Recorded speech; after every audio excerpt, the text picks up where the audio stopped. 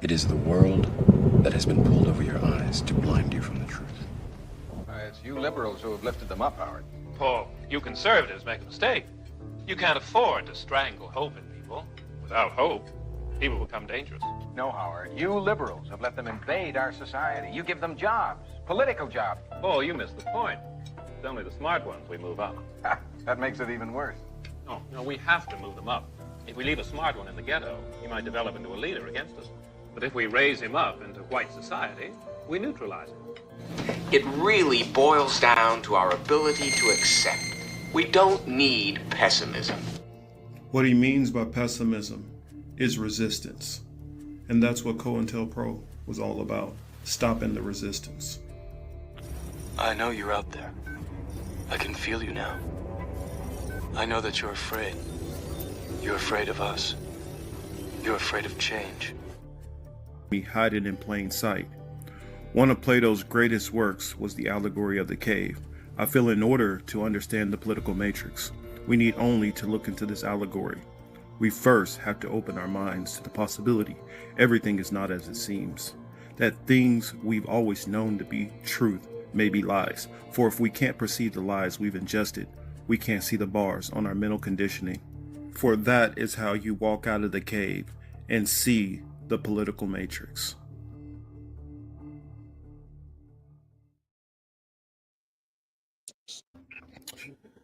Hello, everybody. Welcome to the Political Matrix. I am your host, Marcus Young Morpheus Cage, here with my lovely colleague and co-host, the lovely Voodoo Teal. Woo! Hey, y'all. It's Hello. Saturday. Yes, it is. It is a special Saturday. This is coming off of Thanksgiving for those who celebrated, and for Black Friday, which I've heard is went crazy in a couple of different places. Do you celebrate Thanksgiving? Do I? Yeah. Not really. I mean, I go Fellowshipping and really. shit. Well, it's more or less so. But if I didn't celebrate anything, I wouldn't miss it, because I always think of what it really harkens from and the history of it. And for those who don't know, I mean, I guess we can break into a little bit of history lesson. I know you know, right? Hell yeah, it's a massacre, y'all. Kind of like St. Patrick's Day and all the other holidays. Shit. For those who don't know exactly where it comes from, the story which they spin for you is when the early colonists came into this country, they were having all these beefs with the natives, and eventually they decided, we're going to bury the hatchet, so we're going to have a Thanksgiving meal, and then that's where we could, bridge the cultural divide and give forgiveness and thanks for all the things that we're thankful for. Well, that's not exact. They had that one little dinner, but they were back to fighting instantly. And then years down the road, not very far down the road, but you had this, you had the wars and stuff reaching a feverish pitch, fighting all over the place in the colonial areas. And in particular, you had a war that was going on back and forth with the early colonists that was with the Pequot tribe. The Pequot tribe, what they were going back and forth, and so the colonials decided that, hey, we want to end this once and for all. And so what they did is they set a trap, took out got some of the people away, got some of their major warriors away from the village, fighting them and getting them tied up in all kind of, little ambushes. Then went back to the village where the family, where women and the children mostly were left. They barricaded the whole outside of it, and then they set it ablaze and waited on the outside for anybody who escaped so that they could shoot them down and attack them. And massacre. So it was a horrendous day, and they would continuously celebrate, every time that they would take a native stronghold. And so as they took out the indigenous people, they would give thanks for that over and over and over. And it got to the point where they were doing it like these big celebrations, like once a week. Like they were doing it like on a regular. And then eventually down the road, one of the governors, he's like, we need to just kind of like, this is getting a little out of hand. How about we just make this a centralized day? And then it became, okay, we're going to celebrate Thanksgiving, particularly on this day. Eventually, you guys know it became a federal holiday, and therein is that. And so I have a hard time, really giving this all love and appreciation for this holiday, which genocided definitely some of my ancestors. Um, I get it now. Okay, that's not what people celebrate for it now. I get that. I get people say, we can take this thing that started off as a horrendous tradition and turn this into something good and positive. I get that. But, for me, you can't erase, you can't build off of this bad tree and just pretend it's all good. And that makes it all right. So for me, it's just another day. I get the day off of work. So I'm going to take it to spend some time with people I care about. And if I'm not able to be around, I'm not able to be around family, I'll spend it around some friends and people who I enjoy spending time with. And that's the extent of it for me. But in the back of my head, it never escapes what the hell it really is about. But sorry, going ahead too.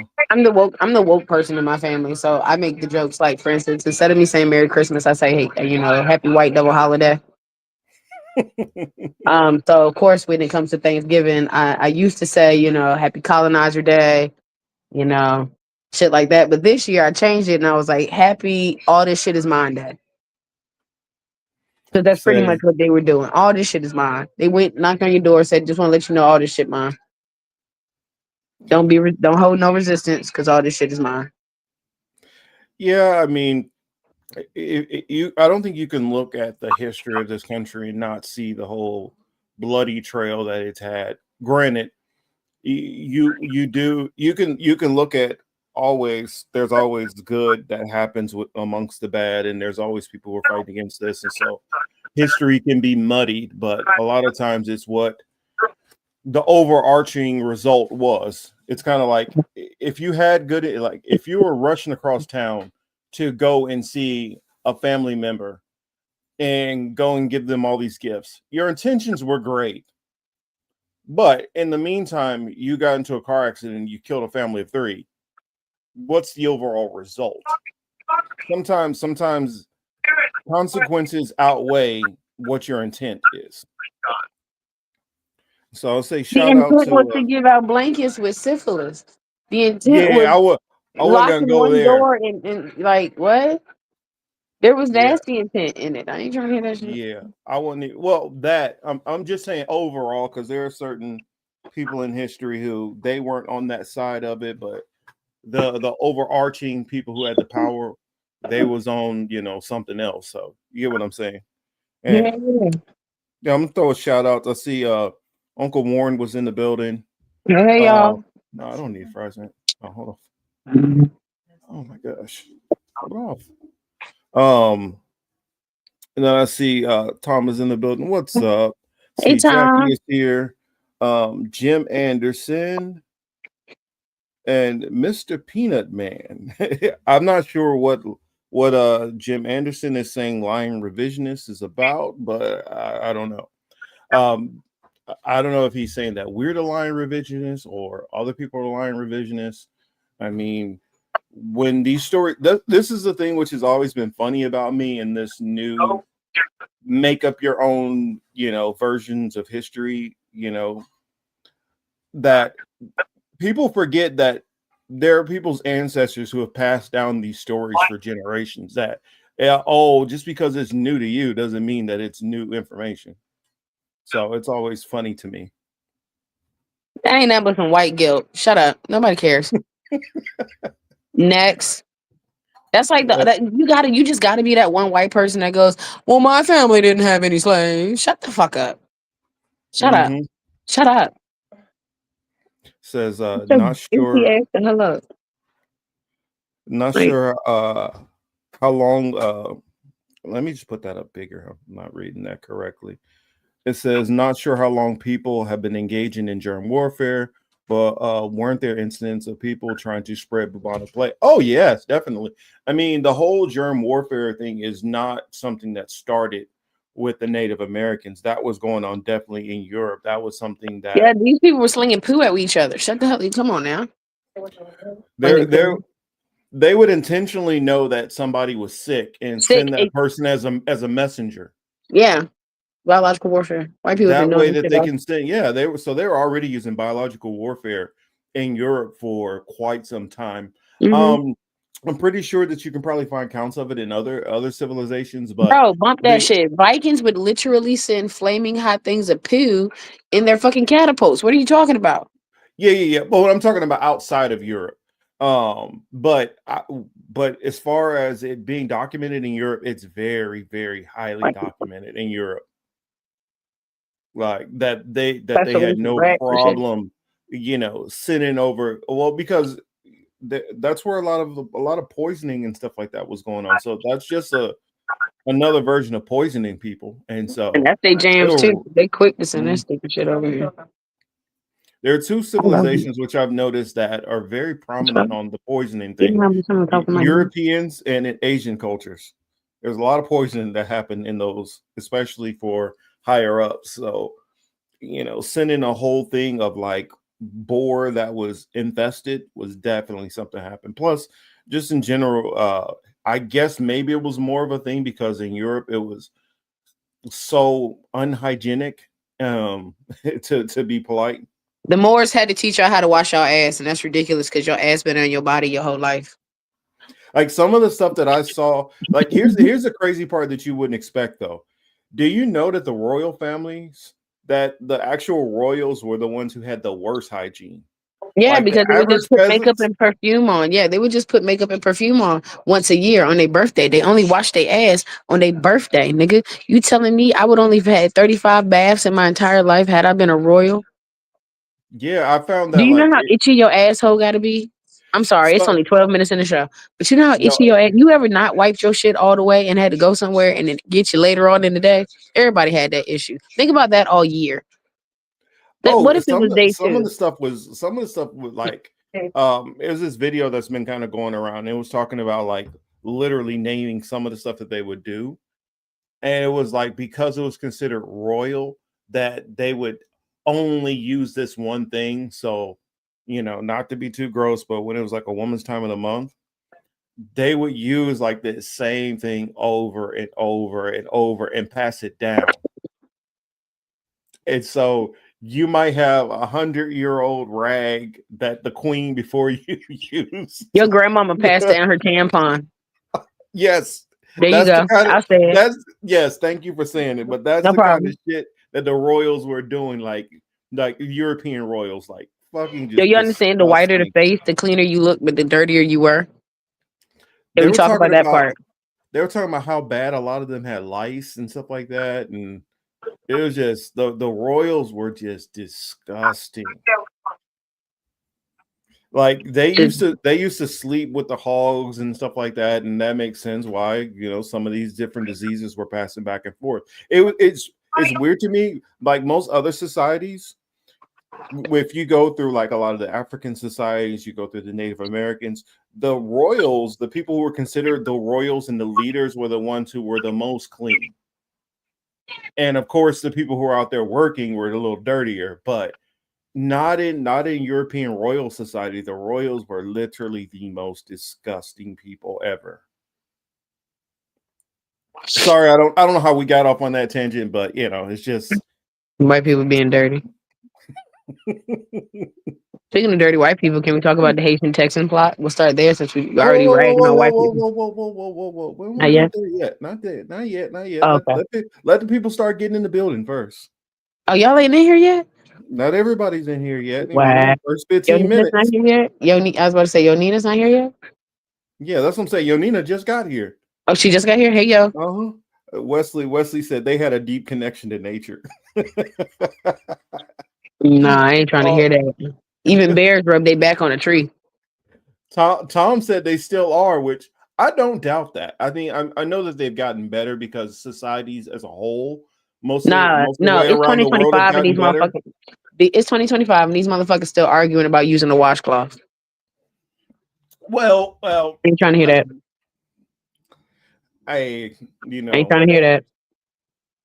Why are you arguing with me about exfoliating your body? Yeah, Y'all want to do any? Y'all will pay an Asian bitch to do it. Y'all pay an Asian bitch and some sugar. Who you think made sugar scrub? If that's the case, y'all use sugar scrub to exfoliate your skin, but you gonna argue with me about a rag? A rag. That's what you gonna argue with me about? A rag. Well, that was the funny thing about it. It's not only a rag, because think about it, this is before they had all these different other body wash stuff that Bath and Body Works came out with. Like in a black home, you would have like a face towel, you had a little body towel, you had you had the wash off towel. Sometimes you even have another third towel. So some people be like, this towel is just for my feet. This is for the feet or armpits and stuff like that, and this other parts are just for the arms and legs and stuff. And then like when I was hearing people talk about yeah, but you gotta wash your legs. I mean, but they don't. They just let the soapy water just run down their body. I mean, we won't broad brush and say all, but you know the people that we are talking about. Some of y'all got friends out there who just nasty like that. There you go, Tom. There you go. Tom said one rag for the ball sack. Exactly. You don't want to be rubbing ball juice on everything. Okay. I'm sorry, I didn't mean to say ball juice this early in the show, but you get what I'm saying. You gotta clean it up, people. Why are there two separate chats? I don't think I like that. Oh, I think it's because now part of StreamYard there's an option. Like I have it streamed in two different ways. So you have the ability to check it through, I guess, mobile version and like, I guess, widescreen version. And so that's probably where the two different chats are coming in. Although it should be all on one. I don't know. But it might be my Twitch too. I'm streaming it to my Twitch. Oh, that's cool too. Do you get ball juice? I'm afraid to ask. No, you gotta clean. You gotta clean the gunk. So I don't know. I'm pretty sure some of y'all get to sweating, and I know for like women how they have women typically have the boob sweat thing going on. Nah, our coochies be sweating too, and it be smelling like a Whopper sometimes. I know. I know. At work now, one of the restroom that used to be just a men's is now, for both, for men and women, and I guess for everybody. And sometimes I walk in and I get some strong whiffs. I'm like, ooh, somebody need to clean something up. That's all I'll say. I'm not trying to be crude, but I'm just being honest. Sometimes you walk in and you get a whiff. And I know get up early to work, and I know some people just I'll just leave it at that. Nah, yes. Girl coochies be smelling crazy sometimes. Yes, how did we stay on this topic? I know, Wesley, I'm trying to get off this topic. Sorry. Wesley, why we gotta get off the topic, Wesley? You should understand this concept. He didn't probably ran across plenty in his day. It's like, come on, girl, take care of yourself better. I know sometimes it be the pH balances be off. I get that. But sometimes it be just like a man. Sometimes people just need to wash their ass. Just period.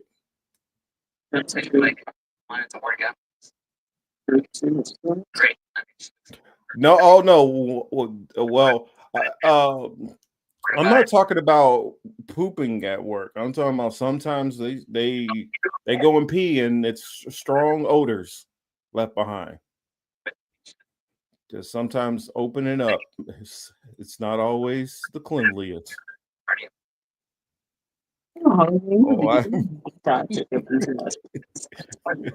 All right, so let me get off this topic. Goodness gracious. So, what did I want to start with? Of course, we got the Haitian crazy ass plot. We will talk about that shortly. Yeah, China is out there building iRobot for real. I don't know if y'all have seen that or not, but we'll talk about that. You had a big fire that happened in Hong Kong.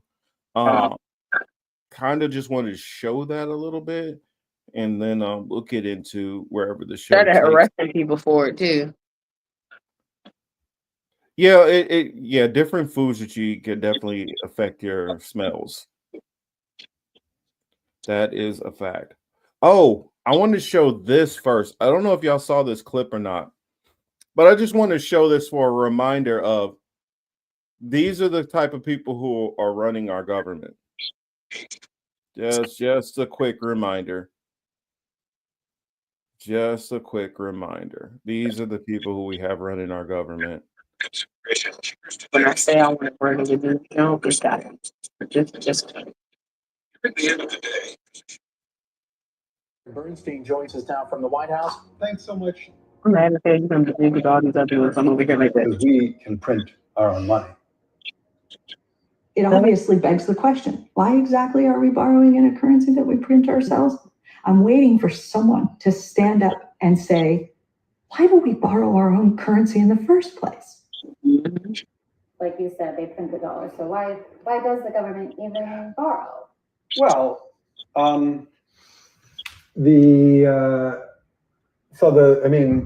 again, some of this stuff gets, some of the language that some of the language and concepts are just confusing. I mean, the government definitely prints money, and it definitely lends that money, which is why the government definitely prints money, and then it lends that money by selling bonds. Is that what they do? They sell bonds. Yeah, they sell bonds, right? Since they sell bonds and people buy the bonds and lend them the money. Yeah. So a lot of times, at least to my ear with MMT, the language and the concepts can be. I had to stop that for y'all real quick. Notice this phrase he said in there, MMT. Just notice that phrase he put in there, MMT. And I'm going to talk about it on the other side of this. Kind of unnecessarily confusing, but there is no question that the government prints money, and then it uses that money to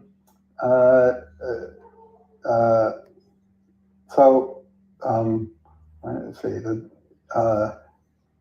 they print money and they use that money to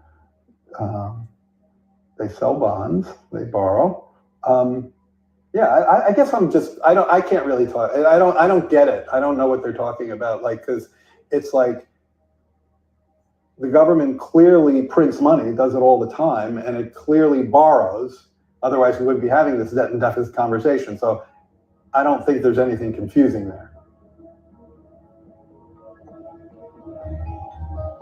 We were always asking ourselves the question, do conventional economists understand what we're speaking of, but yet not talking about it? Or is it that they actually don't understand? An old friend who's been with me a long time, a brilliant thinker. White House economic advisor Jared Bernstein joined.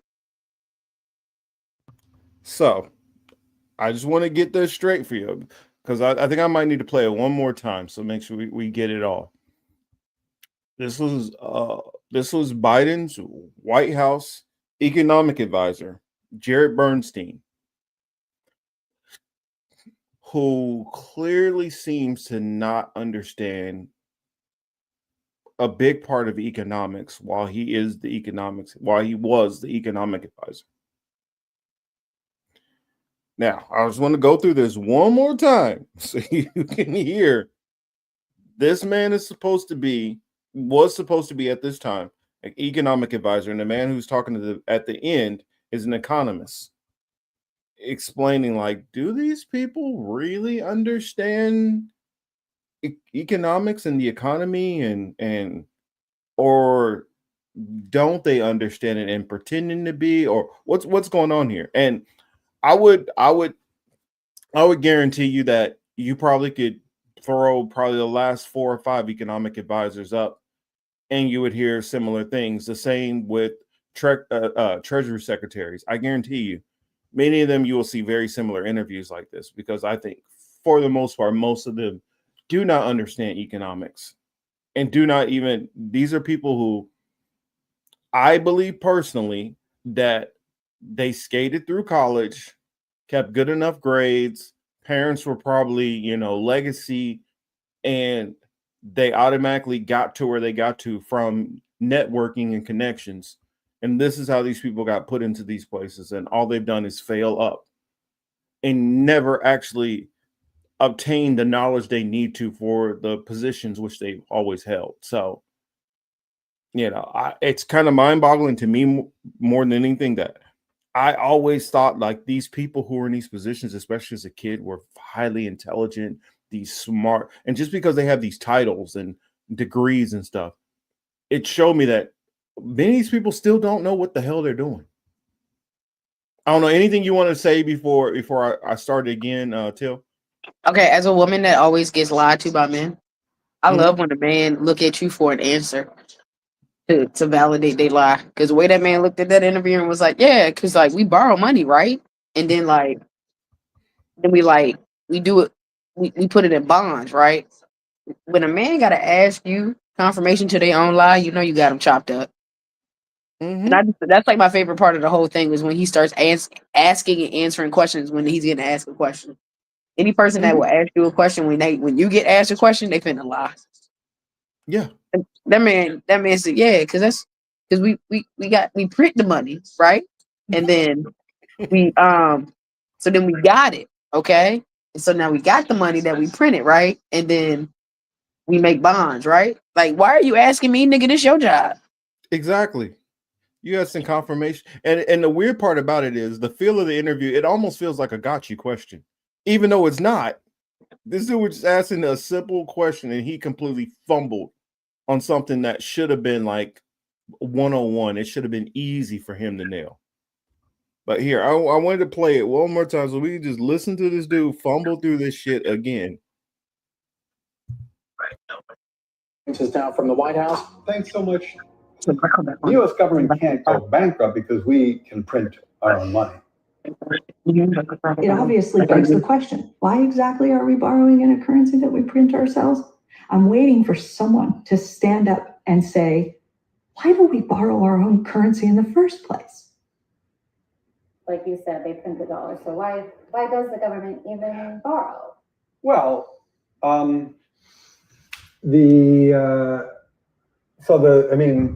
again, some of this stuff gets, some of the language some of the language and concepts are just confusing. I mean, the government definitely prints money, and it definitely lends that money, which is why the government definitely prints money, and then it lends that money by selling bonds. Is that what they do? They sell bonds. Yeah, they sell bonds, right? Since they sell bonds and people buy the bonds and lend them the money. Yeah. So a lot of times, at least to my ear with MMT, the language and the concepts can be kind of unnecessarily confusing, but there is no question that the government prints money and then it uses that money to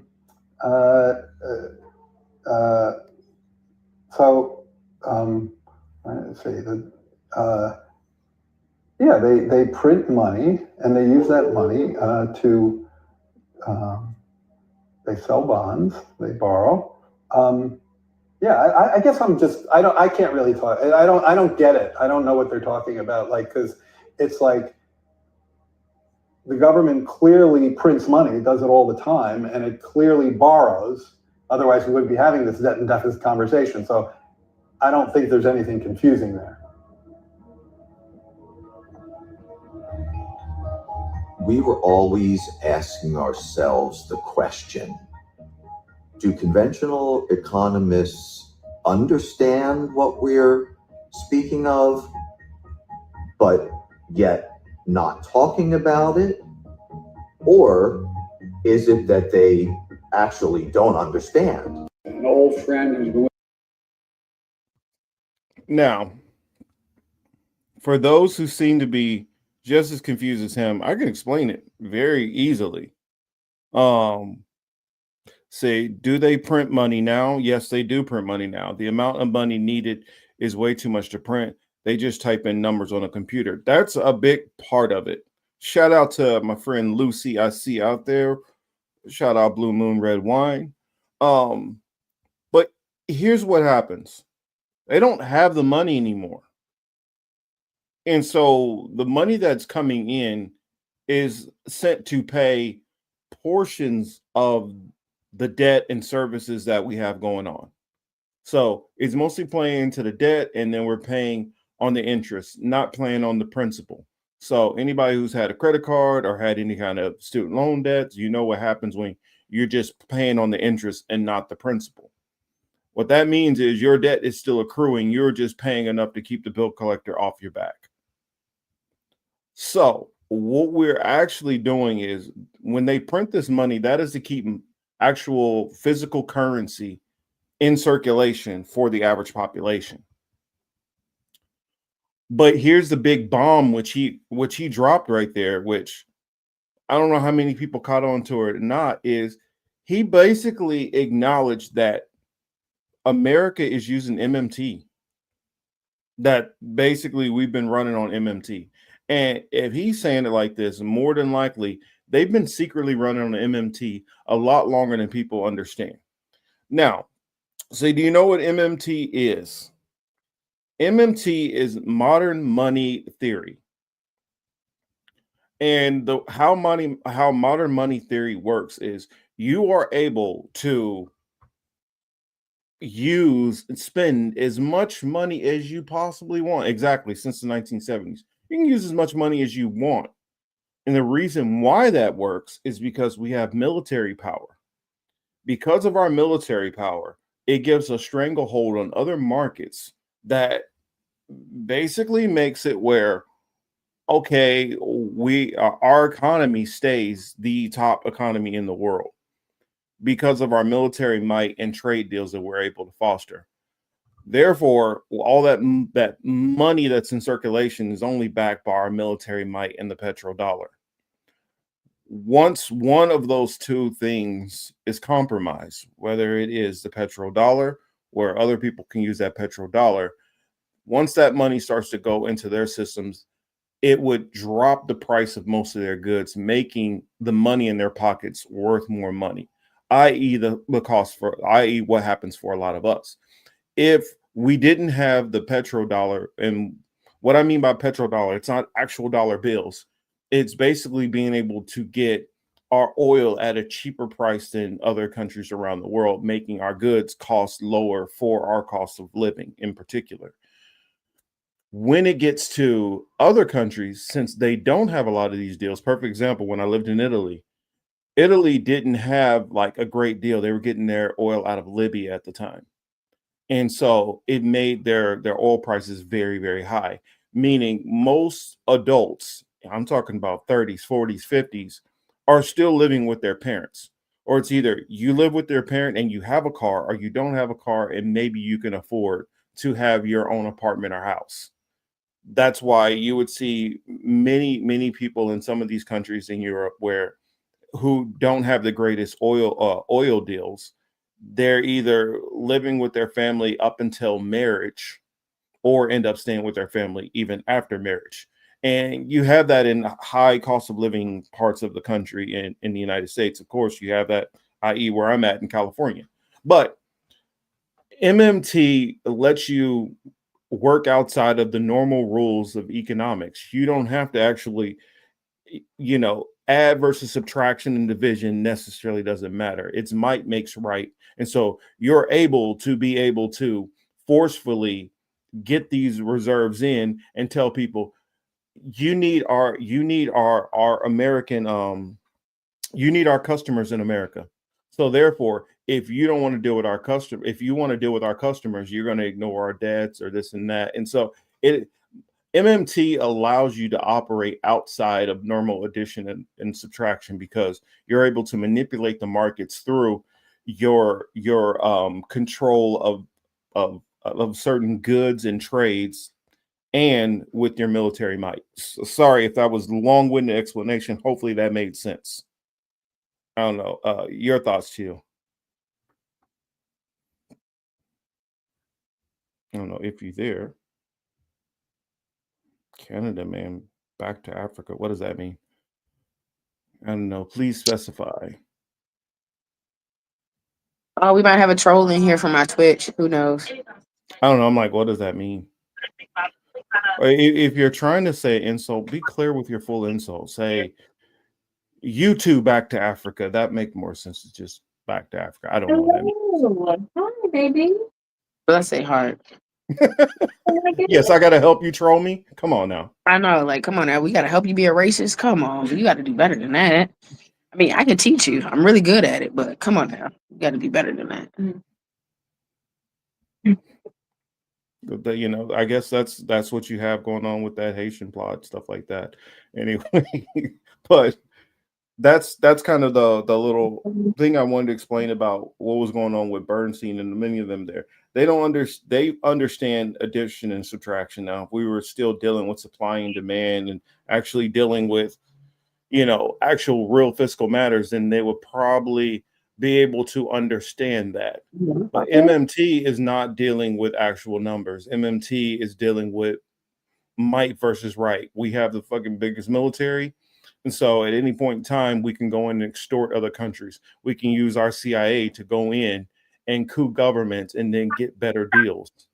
So that's how MMT basically works. It works off of our military might. Because the moment that military might goes away, then it gets very dicey for America.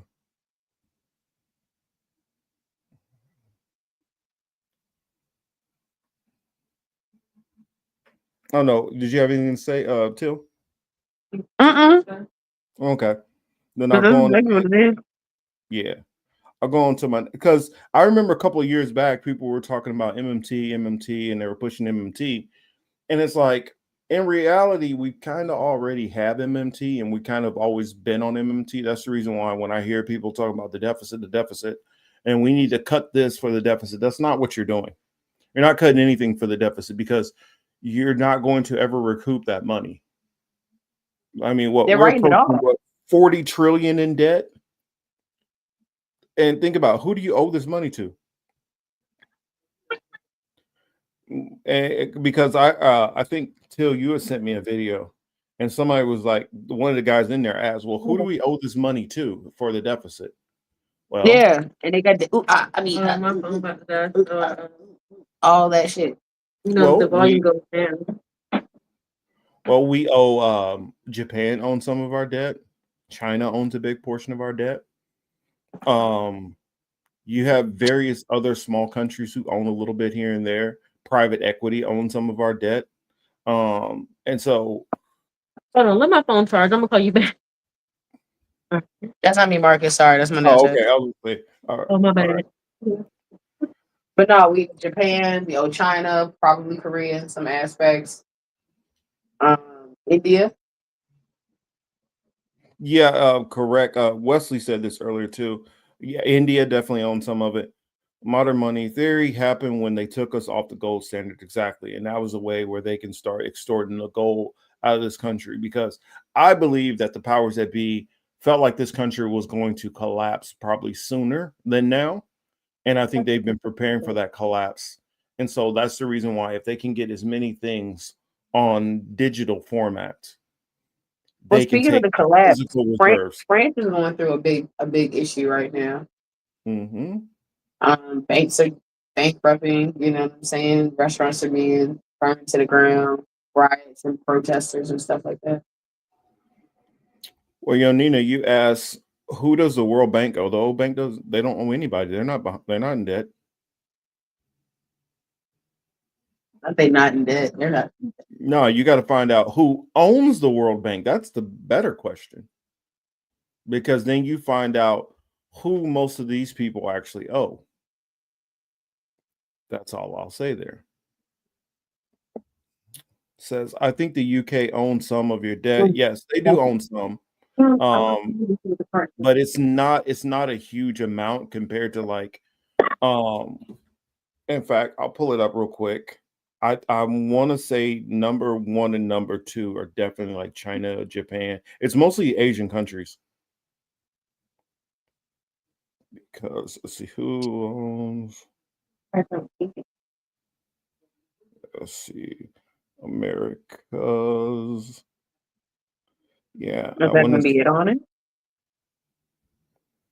Yeah, a mix of domestic and foreign entities, with U.S. investors, government entities holding the largest shares, including Federal Reserve, Social Security, and other local states. Foreign ownership is significant with Japan, China, United Kingdom being the top foreign holders. So those would be the top 3 countries: United Kingdom,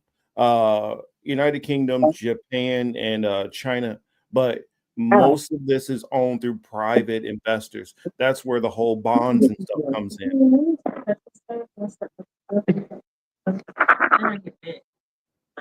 Sorry, I'm almost right. I'm wrapping up. So we're doing last minute stuff on my nails, Marcus. I'm sorry.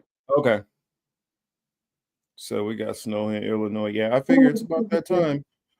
So let me go on to this next one that I wanted to share with you all. And this is the story of the National Guard soldiers who were attacked. Afghan sleeper agent. Yeah, so far one of them is passed, RIP to her, and the young man, I think she was 20 years old, and the young man is still fighting for his life. But I want to show this one. This good video I saw from not invited guest, from Greg Stoker. Good, interesting breakdown, a little food for thought. So I wanted to share some comments.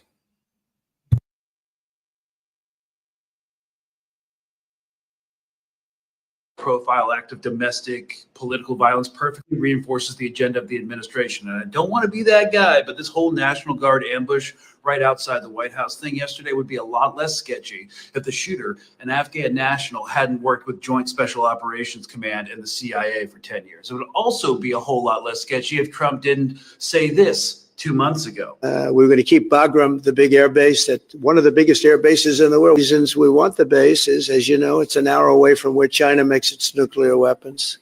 So a lot of things are happening. Also way less sketchy if Afghanistan didn't sit smack dab in the center of the Russia-China-Iranian energy axis. And again, it would seem totally less sketchy if all these high-profile acts of violence, from Trump's ear getting not shot, to Iranian operatives trying to shoot him again and not shooting him, to exploding Teslas outside of hotels, to finding a clip of engraved Antifa bullets in a parking lot, to Big Balls getting his ass beat by a bunch of teenagers in D.C., Charlie Kirk, to this ambush of National Guard soldiers. All these acts of violence seem perfectly crafted. Totally crazy if you're neurologically incapable of pattern recognition. Anyways, on this colonial genocidal holiday, you can show your conspiracy-addled uncle, try to get him to do mental gymnastics to blame it all on the Jews instead of like capitalist power politics. But yeah, see y'all tomorrow.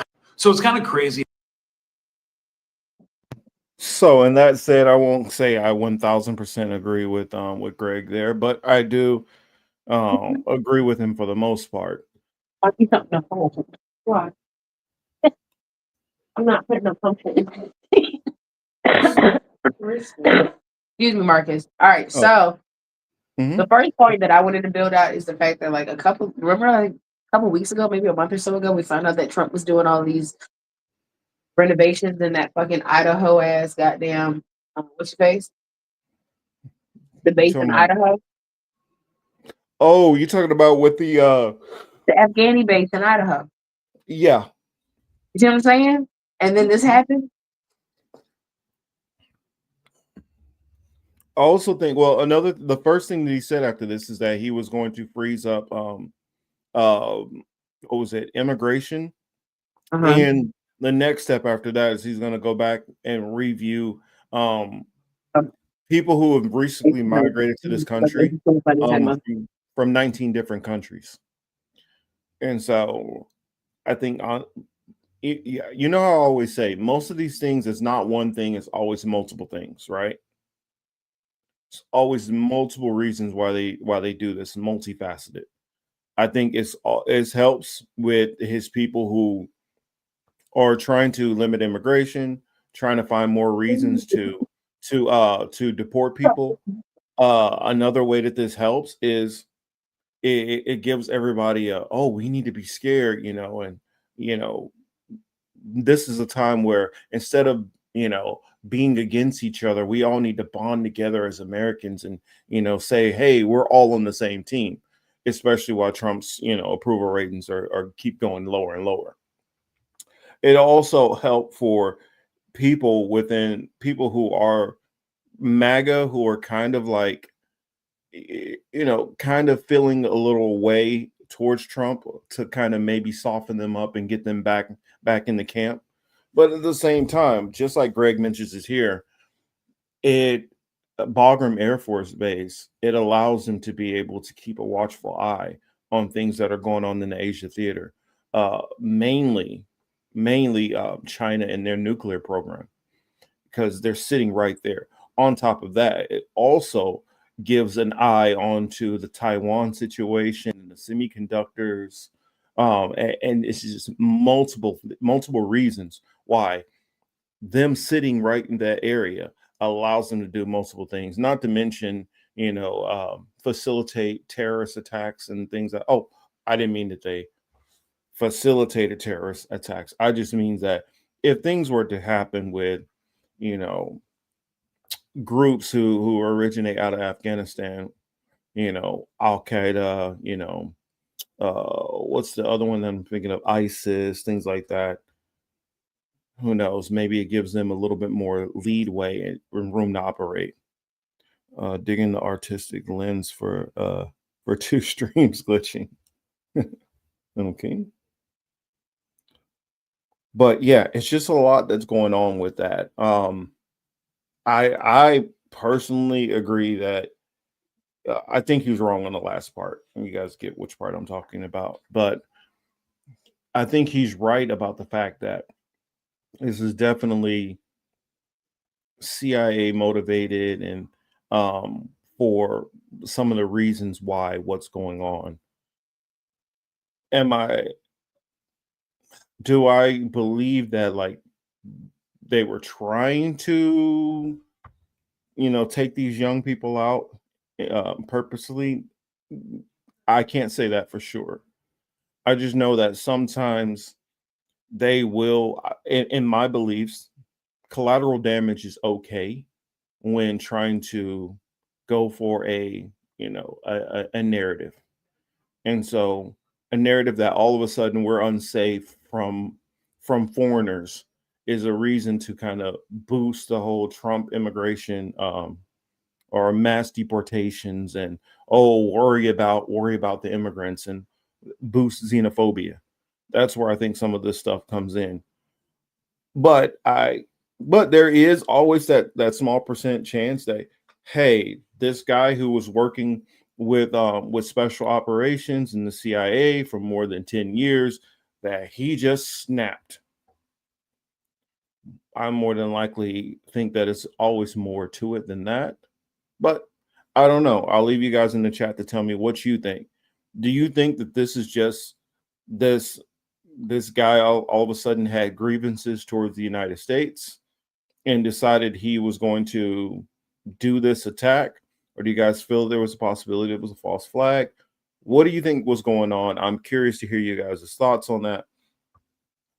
But on that note, I will close that one out and move on to the next. Oh, no, hold on a second, sis.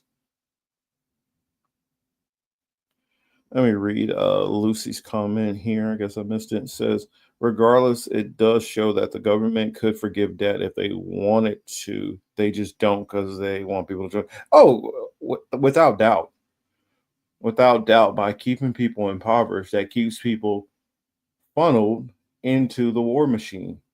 So that's another reason why you don't improve the quality of life for most people, because funnels people into the military. I mean, I'm a perfect example of one of those people who was funneled into the military because of economic situations. Once I started having some of the injuries I was having, I knew that I couldn't rely on my dream at the time of going to college on, on my athletics alone. And I knew I wasn't taking school serious enough to actually just go to college. And then once I got a little healthier, going ahead and try the sports thing again. And so I was like, well, shit.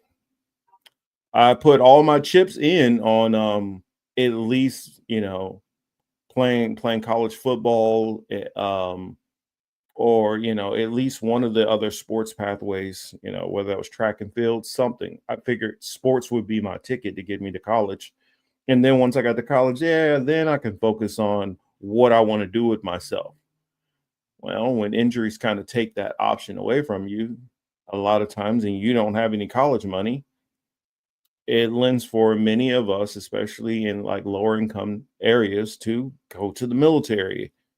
They'll say, "Oh, we're gonna go and party. You're gonna have a good time. You're gonna make good money. You'll get a trade. When you get out, you can make good money." And so it's very easy to use that as a narrative to get people in there.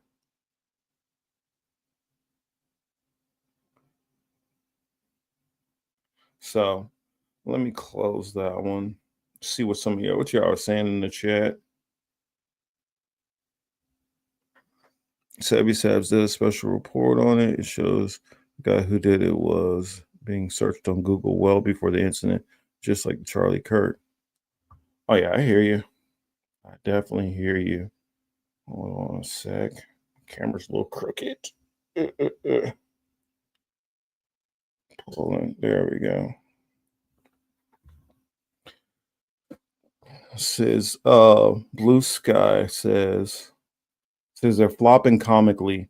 Those James Lee Google searches result. Yeah, oh yeah, definitely were. I mean, I just think that at this point now, they've tried to get over on us so much that I just think people are just not buying it anymore. I think everybody, whether you are, coming from center right or more to the right or um, libertarian minded, who have always kind of been more in the conspiracy lane, to some of the leftist people who have kind of been in the conspiracy lane. I think it's starting to get to the point where you're having a lot of people who were just regular Republicans and regular Democrats who are like, we're not buying any of this crap. And I think because they've done so much, and I feel been so heavy handed with so many things, they're not doing themselves any favor. So let me see what you said about Sabi again.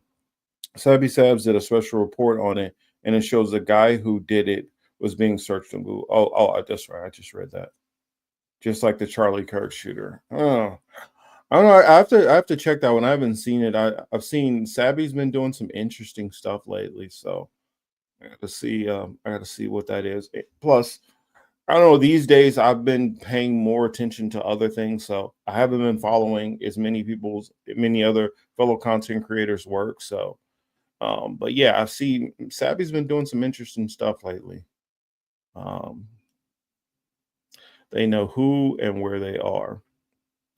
The lies aren't even inventive anymore because they know it's unbelievable from the start. Yeah, I told people. I think I said this on a Saturday Night Anarchy episode. I said they don't really have to lie to us, like, to try to trick us, because they can just. I mean, what can we do at this point? They have most people so much over a barrel through how expensive things are. You got to feed your kids, you got to feed your wife, you got to keep a roof over your head. Where many people, the fight is like knocked out of them. And so there's so many people who are in survival mode. That idea of like they're going to mount this revolution is, I don't see it. Yeah, so says Marcus, people like me had been saying what the Campbell Soup CEO said for years, and that's what I meant to show. That I don't know if you guys saw that Campbell Soup. You guys saw that one, that Campbell Soup clip. Let's see if I can find it, man. I thought that I had sent this out to myself, but I guess I did not. So hold on a second. Let me see if I can find the Campbell soup clip, because I definitely wanted to talk about that. Hopefully, we get Till back on in the meantime.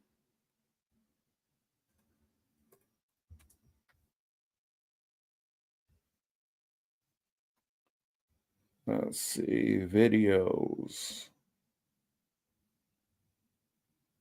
Okay, so I'll save that there. And I guess Yonina, remind me when whenever Till hops back in here, remind me to bring back up the Campbell soup one.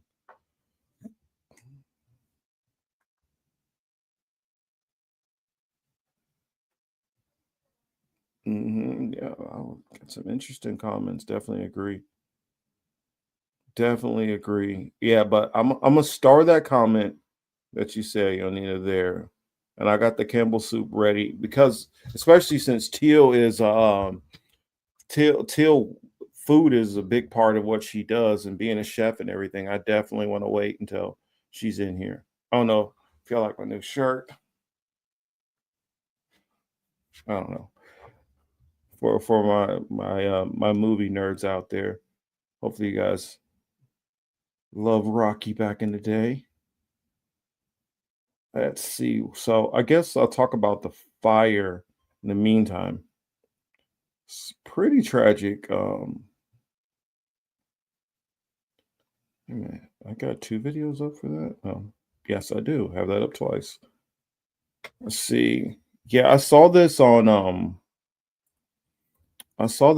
Thanksgiving, and I was just no conspiracy theory about it. I just wanted to report on it and talk about it because it was so crazy what was going on.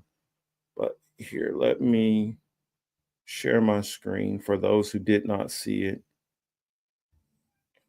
It was just crazy. And I guess from listening to some of the people, like these fires in Hong Kong happen often. I mean, I won't say often, but they do happen. It's not out of the ordinary. It's just since none of these has actually went to the point of like people dying, they've never kind of made a big deal out of it. They've kind of just been like, oh yeah, whatever. It is what it is. But this one was really bad. Now to that horrific fire in Hong Kong. A high-rise apartment complex was engulfed in flames. At least 44 people are confirmed dead. Hundreds more are missing. A number of people reportedly have been arrested. Holly Williams has the very latest. The fire started this afternoon, jumping from one building to another, engulfing this high-rise complex, which was home to nearly 5,000. I watched it spread from block 6 to block 5, said this resident.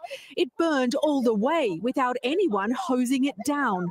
This distraught man named Wong told reporters his wife was trapped inside. By the time night fell, it was an inferno, with more than 700 firefighters battling to control the flames, and one of them killed. The housing complex was under renovation, with parts of it covered in scaffolding made from bamboo, which appears to have helped the fire spread. In Shanghai in 2010, bamboo scaffolding also fueled this blaze, which killed more than 50 people. And here in the UK in 2017, flammable cladding acted like a wick, killing 72 in a government housing high-rise. That fire sparked a public outcry about safety standards. In Hong Kong, the fire department said some residents were unable to escape. They can't even begin to count all of the dead until they've extinguished the flames. Holly Williams, CBS News. So that's the fire for those who did not catch it. From what I heard about this building, the way it was designed, and the bamboo scaffolding was like it's like a perfect storm of horrible things mixed together, because the bamboo, especially once it's been sitting there for a while and it gets older, bamboo is strong and it's very bendy and flexible. And I get why they use it. Also, it's big traditional thing which they've used in China for a very long time. But as these buildings have gotten bigger and bigger and bigger, when they're using this, there's a lot of corners that start getting cut, and that's where they talk about people might be catching some charges behind this thing, because one of the uh, one of the engineers that I was listening to, he said that it was possible that there's styrofoam and even being used in here. That's a no. You're definitely not supposed to use styrofoam. That's ridiculous, because how easily that stuff can just go up. But anyway, the way the bamboo was, once that bamboo gets dry, and because it's hollowed on the inside and gets holes as it burns, little holes, it can ventilate that flame straight up and help increase. They also say that they had like little shafts that are within the building itself that allows for airflow to go through. And I don't know if you guys know how building a fire and stacking it for airflow, how that helps improve a fire. This thing was obviously like just the worst of two things coming together. Now, I don't know if I like I said, I know everybody jumps to conspiracy theory on things. I don't know what the conspiracy theory would be on this. I just know that this is a perfect example of cutting corners and capitalism, how this has led to, at this point I heard over 94 deaths. So hopefully they figure out, better ways to do this and stop using this. I know that there are a lot of people who are calling for, okay, now it's time to get rid of the bamboo. We need to stop using, just because it's a traditional thing of using bamboo, we need to stop using it. Then there's other people who are saying that no, criminal charges need to be filed, because not only was it the bamboo, it was the netting that they used, it was multiple things, and how they didn't have fire crews who were able to get to this in time. I mean, one of the guys was saying, one of the engineers I heard, he was saying that he said the reason why like there was problems even trying to put that out is because they're not able to get drones up that high, as far as he knows of. And I would imagine that probably the only thing you could do when you start getting to high rises that are that much ablaze is you almost got to get to the point of using the helicopters and the planes that dump water, because like the same ones that you use for wildfires. Because as that starts going up like that, I mean, there's no firefighter ladders that are high enough. I mean, you'd have to get, special equipment operators to try to get something in there to help with that situation. And I don't know what you do. Yeah, the building acts as a stove. I mean, it was just I think just a horrible accident. So my heart goes out to those people who lost loved ones behind something like that, and hopefully like situations like this can be learned from and rectified, that we won't, not we, because we don't do this in America, but that people will start finding the safer way of doing things. I know that it gets easy to do something, and if nothing ever happens, then oh, it's no big deal. But yeah, I mean, it can be. Yeah, bamboo is incredibly flame retardant. They cook food in bamboo shoes to bamboo. Yeah, but once bamboo dries, it stays flame retardant when it's not dried out. But the longer you're doing a big project like this and it gets dry, oh, it can burn just like anything else.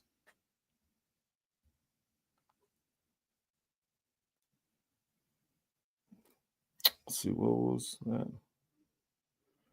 Fire sprinklers may have helped, but that's the thing. With Hong Kong, I don't know what their regulations are on fire extinguishers, and I mean sprinklers. What kind of sprinkler system they had? If that sprinkler system failed, Um, I don't know what kind of system that they have using for that. I know one of the most powerful ones that you can use, Halon or something like that, would be good. But the problem with Halon is it's actually toxic for people, so you couldn't use something like that. I just, and I'm really curious about this fire because they've only had a couple that have been, to this level. This is probably one of the worst ones that they've had in Hong Kong. Of course, the other one they had like 50 something people, but they say that these fires happen often. They're just able to get to them before they get out of hand. And I don't know, something needs to be dealt with. I mean, you already got enough problems with that many residents who are living in a building that can cause a fire because most common fires are started by somebody leaving a cigarette burning. Um, and so I know that there's so many different ways that a fire can get started in the building like that, but the last thing you need is additional fire hazards. Yeah, that building is still standing. Torched as it is, it's still standing. They don't have fire sprinklers in Beijing either. They have dummy fire hydrants in China? Really? Huh. That seems kind of wild to me, like that they wouldn't have it. I'm wondering. I'm wondering, curious now that they have. Uh,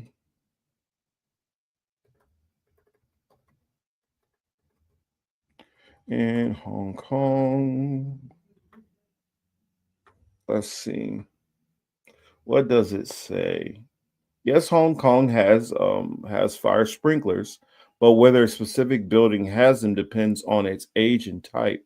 Regulations requiring sprinkler systems were introduced gradually, with newer commercial buildings having stricter requirements, but many older residential buildings lack them, as recent events have highlighted. That could be part of the problem. It says regulations, Hong Kong's fire codes, which include requirements for sprinkler systems, are implemented over time. Commercial buildings taller than 30 meters or 10 stories were required to have sprinklers starting in 1970, with further requirements added in 1980, 1990. Residential buildings, many older residential buildings, especially those constructed before the codes were updated, may not have sprinkler systems in some cases. Fire alarm systems in those older buildings are also found to be malfunctioning or disabled. So I'm wondering if that is the situation with this fire. If these were outdated, if these, well, they were doing renovations on these buildings, so I imagine that they probably were older. Um, let's see what else we can find out. Hong Kong. See, Hong Kong building, but yeah, Hong Kong fire, not images. I don't want dev toll. I want.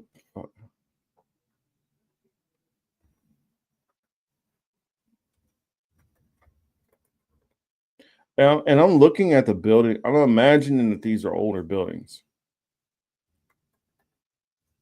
That's what I imagine. Could be wrong.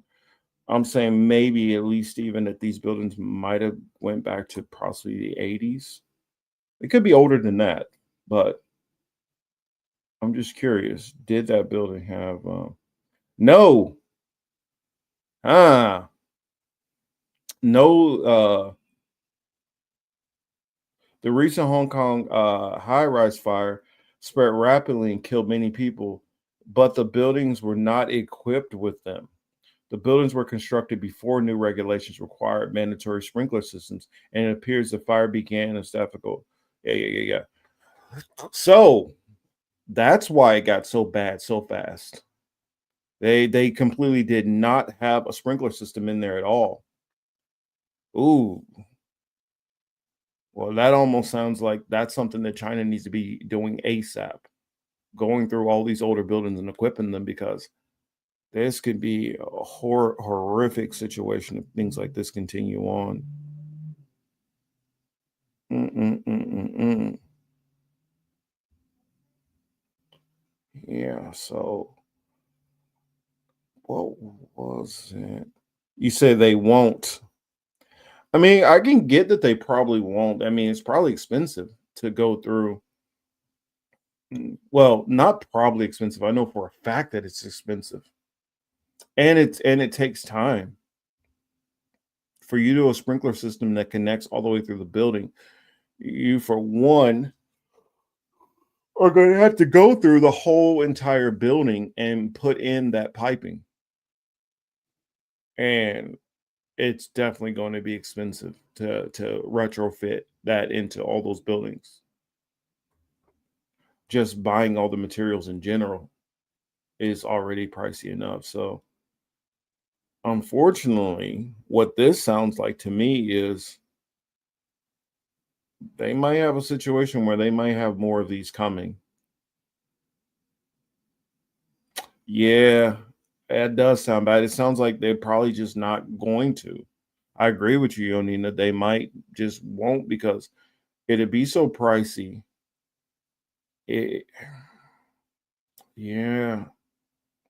In this day and age, it's almost, I see more of a chance that they'll just weigh out their chances and, I don't know, try to keep, I don't know, some kind of emergency firefighting helicopters or something. That makes the most sense to me. Marcus, thanks for you guys. Show much love and respect, and you're welcome to join us if you have time. Yeah, yeah. If I have the time, I definitely will hit you up. So yeah, I say just every week, just send me the link. You never know that I can get on or not, but I definitely always enjoy it when I am on. Um, Let's see. What did Max say here? It says I've read the Chinese issued an inspection on all buildings nationwide for fire hazard. China is able to do unbelievable things these days. Um, I believe that they can do it. I just know that even doing a fire inspection is different than I'm trying to figure how do I say this right. A fire inspection is just going to go and they're going to look for things that could possibly cause fires. So they're going to make sure that you don't have certain doorways blocked. They're going to make sure that all of them are no longer using things like asbestos. They're going to make sure that where they can, they have flame retardant materials. But that's when they do an inspection, that's probably the most that they're going to do. Make sure that certain doors aren't blocked. Make sure there are fire extinguishers throughout the hallways and things like that. And that's probably the extent of what they're going to do as far as like inspection. I mean, inspection is very vague to how far they're going to go with that inspection. Because you can inspect a place, and if you have that bamboo scaffolding up, you can have a similar situation happen all over again, and the inspections absolutely meant anything. Um, you also have a situation where somebody, they're cooking with grease and the grease overspills, and now you have a grease fire in that kitchen. Somebody comes in with water trying to put out that grease fire. Next thing you know, that thing is spreading. Um, and so there's situations like that where, I mean, the more people that you have in these buildings also, the more risk of somebody doing something or somebody just falling asleep with a cigarette in their hand. I mean, that's literally the number one cause of most fires. So you could still do all the checks you want to, but that doesn't guarantee that that fixes the problem. So I don't suppose we want sprinkler systems that's so sensitive goes off every time you're cooking something. No, basically how sprinkler systems typically work is it has to, well, you have multiple different types. And so it has to have a certain amount of smoke that's going to typically send off the alarm. it's not going to send off the sprinkler unless like it's normally the sprinkler systems go off to a certain temperature. So I believe once it reaches over like 100 and I think it's like 180 180 Fahrenheit. I don't know, I get those mixed up when I'm dealing with Fahrenheit and Celsius. But basically it has to reach over like for most Americans, I guess what we use, I don't know, I think we use Celsius. I get them mixed up. So forgive me on this, but it has to reach over like 140 degrees. And then once it's reached over that, combined with smoke, that can trigger like this. It's like a little glass thing that's in there, and that thing will shatter. And once that shatters, that kicks on the sprinklers. So it wouldn't just go off if you got a little too smoky. Now your fire alarm down that thing is going to be blaring like crazy. But there are multiple different systems. There's also ones that don't release water, that they use certain chemicals. But they're probably just I imagine probably what they'll do is they'll probably just put more fire extinguishers out to all the homes, because fire extinguisher is good for putting out a class A type fire where that's just paper and materials and stuff like that. A typical type where you have gas, I mean not gas, but some kind of oil fire, which that can't necessarily be used with water. And the same with an electrical. You can't put out an electrical fire with water. And then also if you're dealing with any kind of chemicals like magnesium and things like that, that's a whole nother type of fire. Because you never know what people are doing in their apartments. They could be working on some kind of project and cause a fire through these different chemicals that they're using. Chemical fires, some of them cannot be put out through water either. So if you have some kind of good fire extinguisher, typically the chemicals in there will work with multiple types of fires. I don't know, but I think gotten that point across. I don't think you guys want to hear any more about fires. Oh, excuse me.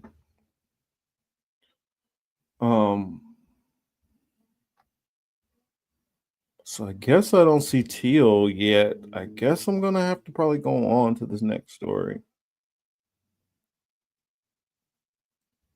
Guess we'll have to continue on. So I'll go to the Campbell Soup one.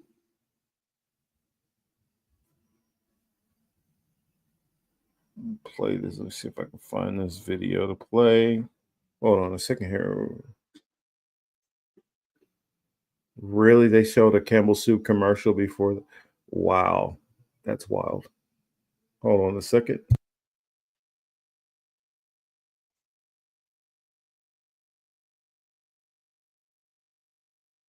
I don't know how the hell Campbell Soup managed to get a commercial before an ad criticizing them.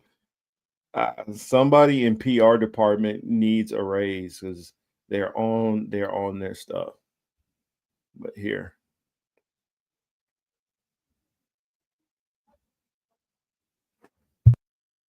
Campbell Soup is denying claims about its products, allegedly made by an executive in a recorded conversation. The person in the recording is also heard belittling Campbell's customers during an expletive-filled rant. We have that's for poor people. Who buys our I don't buy Campbell's products barely anymore. It's unhealthy. Now that I know what the in it, I can eat bioengineered meat. I don't want to eat a piece of chicken that came from a 3D printer. The recording is allegedly from a conversation that's now part of a lawsuit filed by Robert Garza, a cybersecurity analyst for Campbell's, who claims he was fired after reporting the alleged remarks, which he says also included racist comments about company employees. Garza claims Campbell executive Martin Bally made those comments after the two met to discuss Garza's salary. In a statement, Garza's attorney saying, "This situation has been very hard on Robert. He thought Campbell's would be thankful that he reported Martin's behavior, but instead, he was abruptly fired." Campbell's responding saying, "If the comments were in fact made, they are unacceptable. They do not reflect our values and the culture of our company. And going on to say, the comments heard on the recording about our food are not only inaccurate, they are patently absurd. Nothing melts away the cold like a delicious hot bowl of Campbell's soup. Campbell saying, the chicken meat used in our soups comes from long-trusted, USDA-approved U.S. suppliers and meets our high-quality standards. And the company noting, Bally worked in IT and had nothing to do with food production. Bally is on leave, pending a company investigation. In the meantime, the Attorney General in Florida, a state that bans lab-grown meat, says his office is now investigating Campbell's products. We reached out to Martin Bally, but did not hear back. Campbell says it has not been able to verify the recording. Sophie Flay, ABC News, New York. So it makes me wonder, definitely makes me wonder, because this guy, he claims that, now granted, it could be some guy who's just talking out his ass, doesn't know anything about actual Campbell products, and that they're not actually lab grown or 3D printed, like he said. I'm also curious to hear like some of the expletives that he had to say.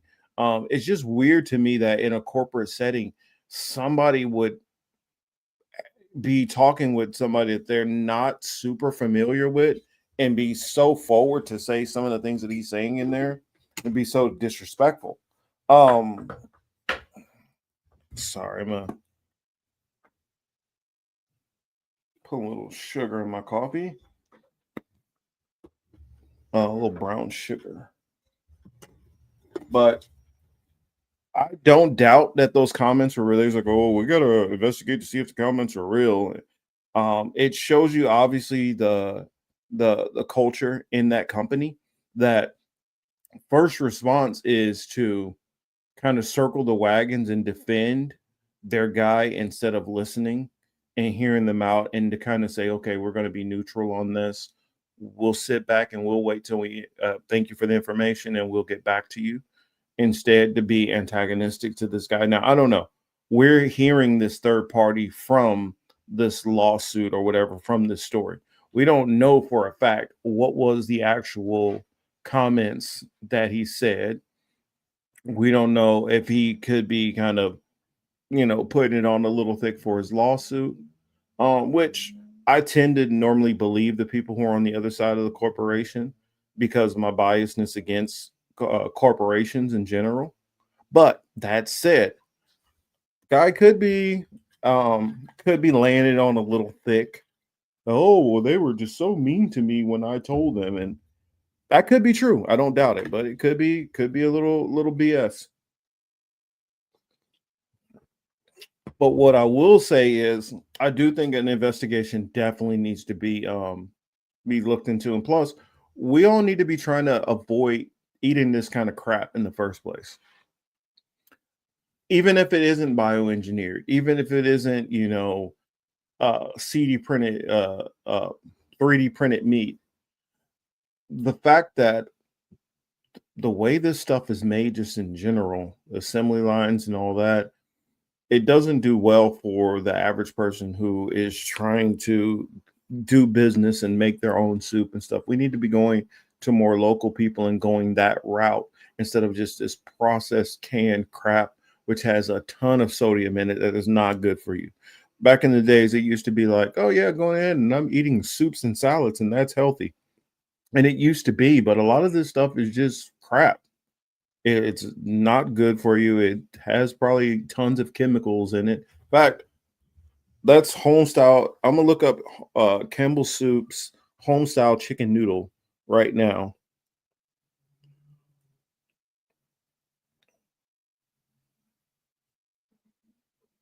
Homestyle Campbell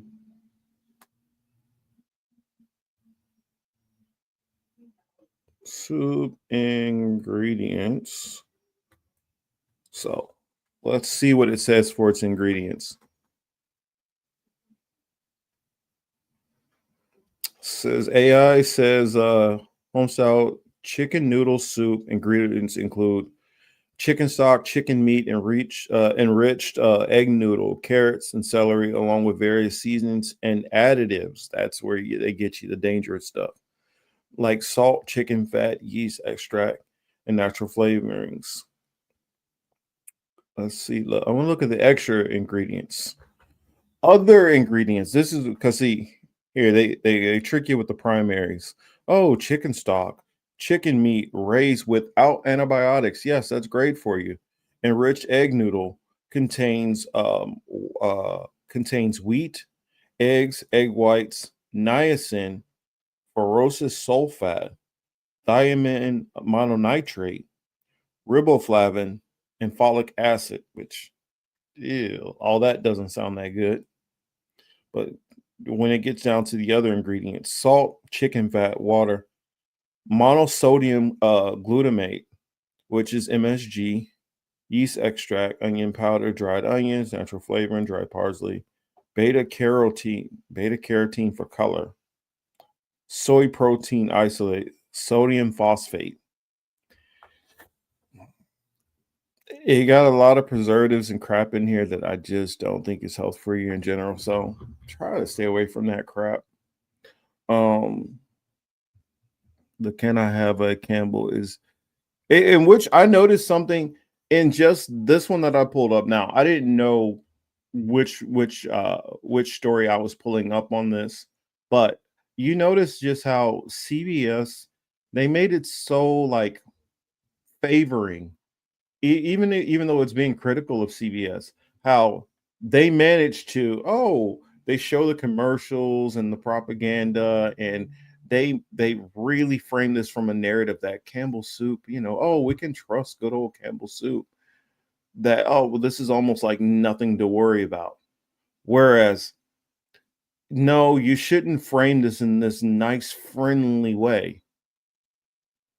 They made it almost seem like, well, we don't know. I mean, this is one bad apple who doesn't even work in this, who doesn't even work in that field to know what the hell they're talking about. Then they use the blanket excuse. It's approved by the USDA. Okay, do we trust the USDA? I mean, really, since we know that for a fact, many of the people who come from pharmaceutical companies and who come from many of these giant corporations go back and forth and are recycled from USDA to Campbell Soup to 1 minute you're at Pfizer to now you're back with the USDA and on and on and on, where it's this corporate merry-go-round.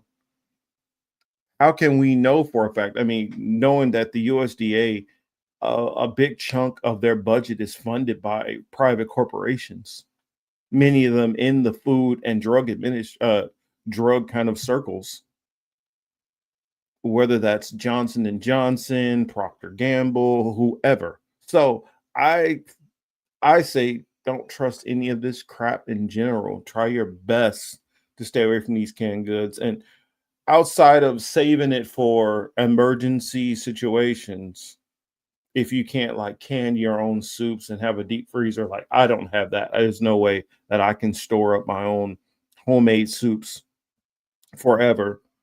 Or at least for, a giant storage for when the crazy stuff starts to hit the fan. I mean, in that case, yeah, buy it and keep it for that, but do not get in the habit of eating that crap on a regular basis. Jackie says, not sure if it still applies now to pregnant women, but things constantly change. But when I was expecting my youngest almost 30 years ago, the doctor advised me that I needed folic acid. I think folic acid is good for your hair, if I'm not mistaken. Let's see what and let's see. Let me look that up. What is folic acid good for women?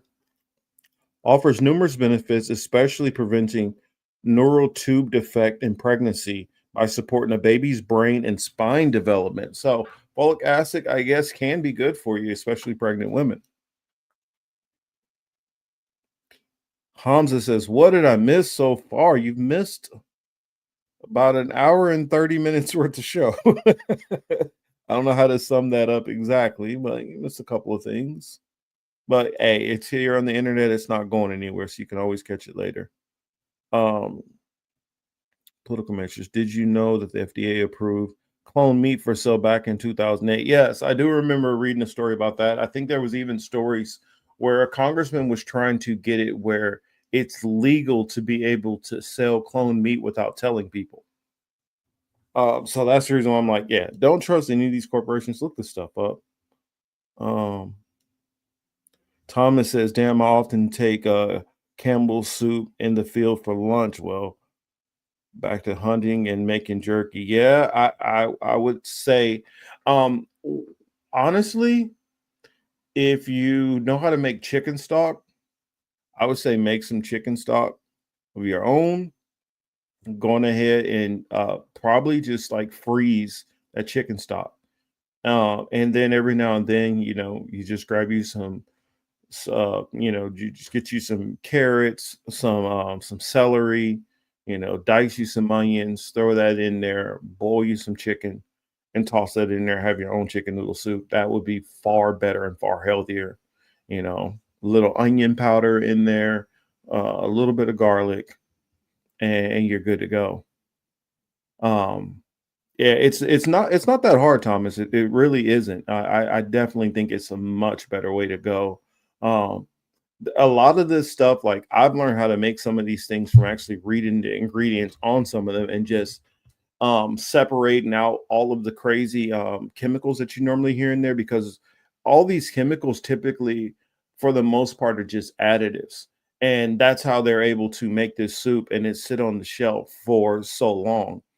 But if you're making it for use and you're going to have it within a couple of days, a week max, you don't need these additives. And then also the downside of these additives, yes, it's good if you want to be able to keep it for a longer shelf life, and if you want to keep, these canned goods to store for later on. Say there's a situation where the stores are out of everything and you're struggling, and whatever the situation is, I'll let you guys fathom your own situations. But in that situation, then, okay, go to the canned goods after you don't have anything else. But those additives that are in there, those additives sit in our systems. Eventually, as you start getting over, 30, for those who aren't over 30 in the chat, or get over 40, get over 50, get over 60.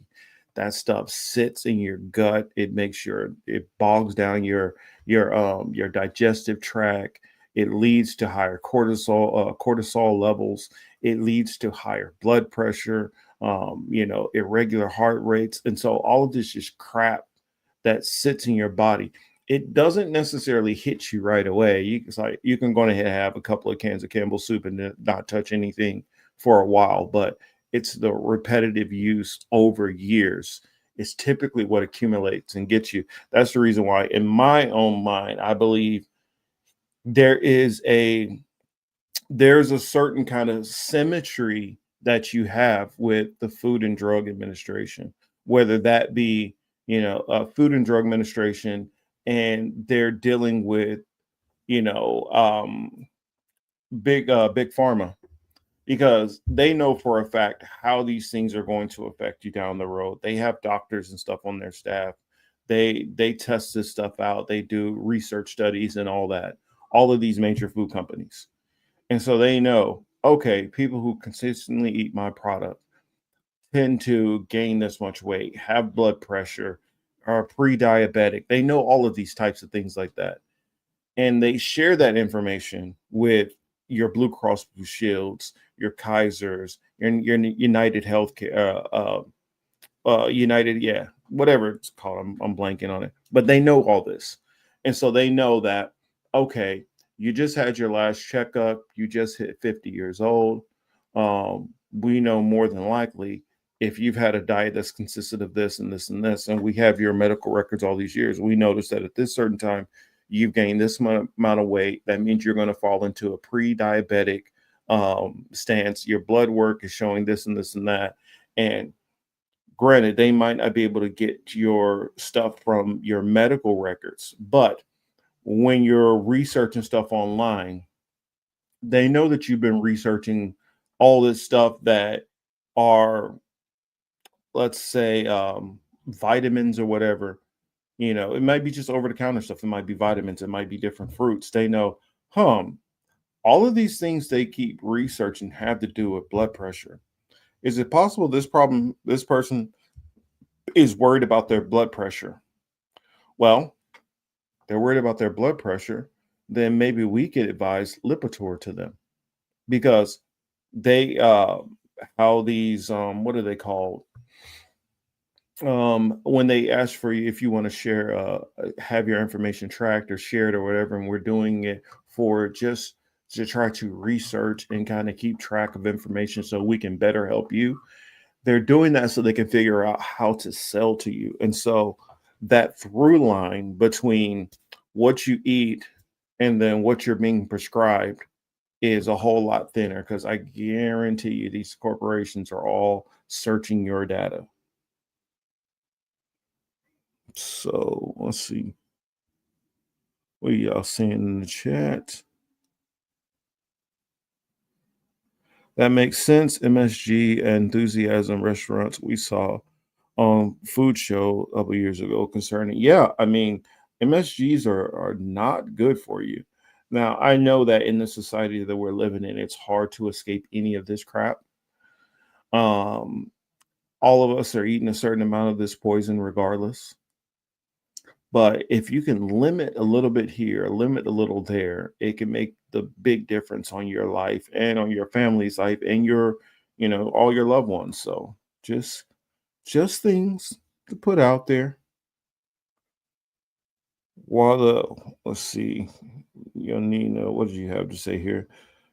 Says while the brain uses glutamate as a natural neurotransmitter, excessive glutamate can lead to extrotoxicity, a process where nerve cells are overstimulated and may die. That also leads to loss of gray matter and dementia and Alzheimer's and other neurological brain issues as you get older. And so when people will say, oh, well, my father or my grandfather is now 70 something, 80, of course, it's just because he's old. Not necessarily. It could be because of this crap that we're putting into our body that slowly starts to affect us. Nina says, I'm most concerned about our water. I get that. I don't know what we can do as far as fixing that, because I remember even Tilla asked me a question. Let me see if I can find it. She texted me earlier in the week. And Till asked, she said, where is it at? Fact, I can share it with you all. Let me put my phone on speaker and I'll share the question that she asked while we were having a conversation between us. So I have a conspiracy theory question. Quick question. So if every thing of water currently has forever chemicals or forever plastic in it, right? Does that mean that distilled water can no longer be distilled water, even if you do it yourself? Like, even if you put the filtered water in a container, boil it, saying, have a bowl on top with ice, you feel me? And then, like, all of the ice drips off the bowl into clean bowl, unless you have distilled water. If the motherfucking, if even the filtered water still has, like, forever plastics in it, then what the fuck happens then? So that was a question like Tilla asked me earlier in the week, and I had to think about it. And I responded, that's a great question. I would have to say, once you boil it, it should be distilled. But with all the heavy metals in the air, it is really hard to say. It's really hard to say. I don't know. I really don't know. That's what I'm saying. There's so much crap out there that it's hard to know. I kind of wanted to hold on Teal for this, but I don't see Teal. So I guess if she wants to comment on these things, then We will have to get her when she comes back. I know that she was just finishing her nail appointment, so she's probably trying to get home. Let's see. Game.film says I have a Brita filter, but I know it's not good enough. Yeah. And also, how often are you changing the filter? That makes a difference too, because the longer you have the filter without changing it, the less it's picking up and more stuff starts to get through.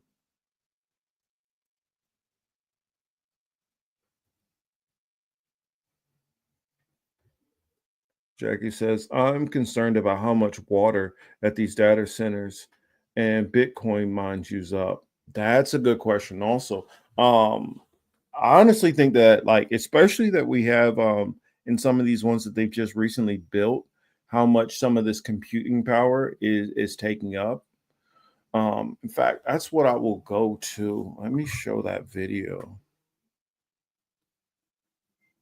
Maybe 3 months. Yeah, if I was you, I would change it probably. I know it'll probably say on most of those filters change every probably 6 months. I would change every 3 months, just in general. I don't trust these filters. I think a lot of this stuff, since they build it with planned obsolescence, they might tell you 6 months, 9 months, a year. I think it's breaking down. Just like while I'm at it, I'm probably going to make sure I change my shower filter tonight because I think I've had it a couple of months. I already feel the water getting a little weaker, and I'm like, yep, that's when it's time to change it. Before, when I first got this new shower head, it's almost like you have to stand away from it because it's like it's trying to, rip the skin off your back.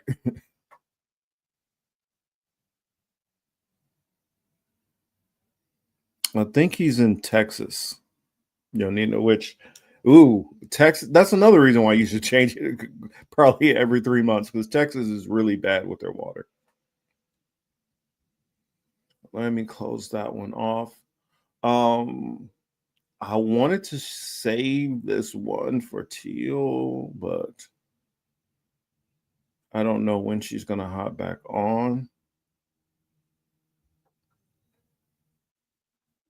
So I'm going to go on ahead and show this one now. What's going on in China? Story back over to Asia for a minute. And show you this, because this kind of blew my mind a little. And I automatically thought it was fake also. And the reason why I say also, because there was a couple of American CEOs, and when they saw this story, they instantly thought it was fake. So I'm gonna get that story up about let's see. Let me get the story up on my phone and then show you guys this clip that let's see, news. Okay, yeah, that's the story I wanted. So I'm gonna show you this clip. I mean, in this day and age, I kind of wonder how real some of this stuff is. So it's sort of weird. So it's a blue reverse osmosis system. People on the filter company use their own water filters. That's a good sign. It's a good sign when they use their own water filters, but we never know how ignorant some of the people are to their, and I'm not saying ignorant in a derogatory and negative way. I mean, they could truthfully trust their product and not know how many additional harms are out there. So so I'm just saying that I don't think you can ever get in trouble by being more careful.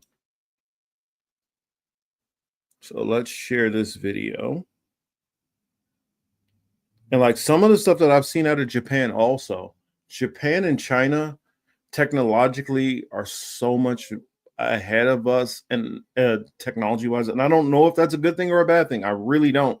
In some ways, especially like as a kid, I always wanted to grow up in that whole Jetsons reality and all that. And the closer we get to it, the more nervous and scared I get about that reality. So let me share this all with you. And somehow, nobody is. They've officially deployed an army of humanoid robots into their car factories. Not robot arms, not automation, actual humanoid workers, hundreds of them, standing in perfect rows, swapping their own batteries, working 24/7, never stopping. It looks like iRobot. It looks like an actual movie, but it's real, and it's already happening. These robots are replacing human workers at the biggest manufacturers in China. They don't eat, they don't sleep, they don't strike, they don't need breaks, and they can learn new tasks just by being taught, the same way you train a person. China already produces more industrial robots than the rest of the world combined, and now they're moving to phase 2, replace the workforce at scale. Why does this matter? Because this isn't automation. This is Beijing trying to corner the entire global supply chain with a workforce that never gets tired, never gets paid, never stops. And they want breakthrough development across all major industries by 2027. If this works, China's manufacturing advantage doesn't just double, it becomes untouchable. This isn't just innovation. This is a what the fuck moment for the future of work, the economy, and global power. Robots replacing humans isn't just hypothetical anymore. It's happening right now, and it's happening in China first.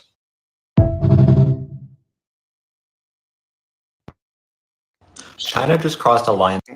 So that's that one.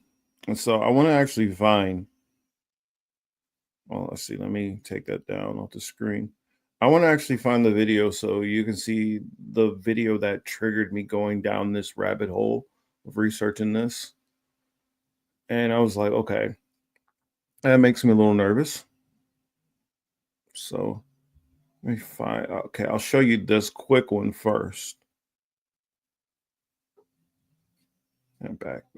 Where's there it is. So let me mute this.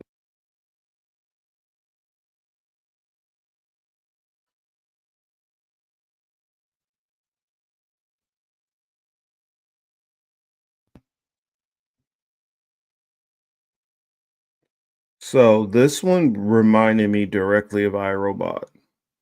Now, how I've always kind of seen the whole it's funny, says, is that the video of those Chinese robots or a clip from one of the Terminator films? Either way, pretty scary.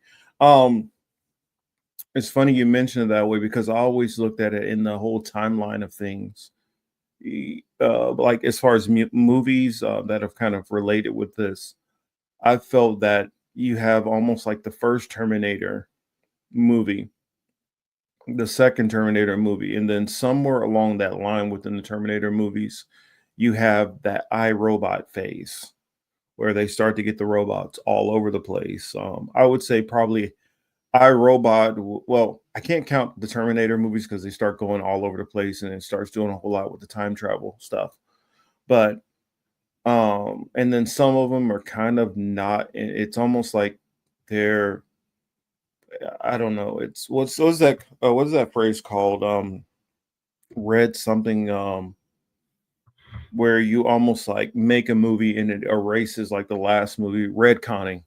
It's almost like they retconned some of the stuff. So I imagine because then you have like the factory, and I think the last Terminator they made, I think it was Dark Fate.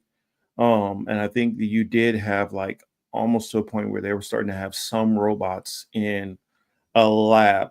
And I'm not talking about the Terminators, of course. The Terminators are a whole different story. But I'm talking about the actual, like, you did see like that plant I think they had in Mexico where you did have, okay, you're starting to see robot automation.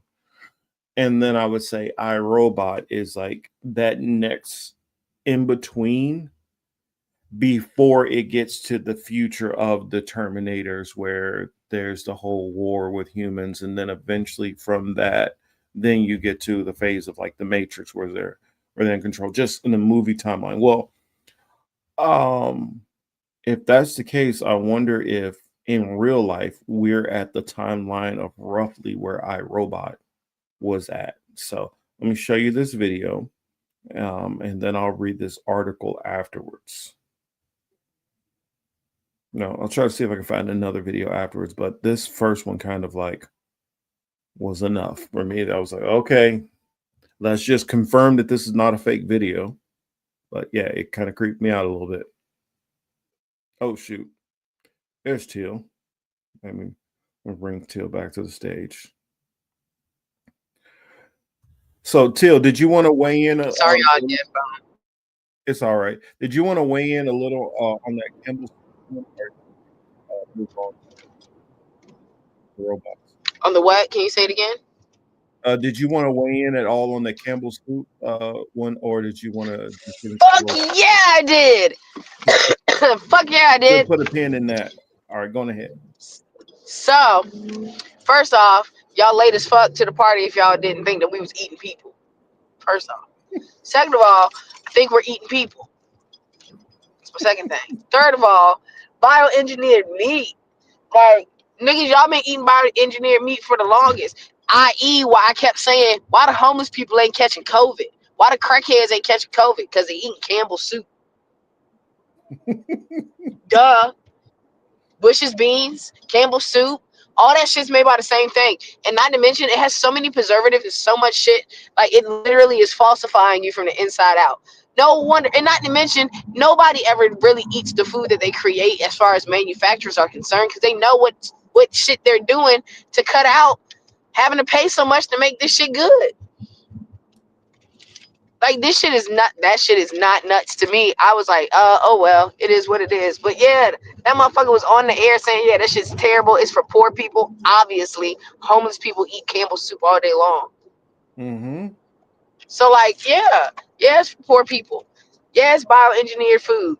Yeah, somebody's uncle, granddaddy ankles is in it. Like, I don't care what nobody say. I think it's humans eating humans. We all a part of the cannibals now because we all ate the chicken noodle soup with the stars in it. Yeah, I mean, what I was saying is, as he was saying, if it was bioengineered or 3D printed, and I'm like, ooh, either way. I mean, or it could be that damn clone meat that they've been talking about. Well, clone meat probably because, you know, you need stem cells and shit like that.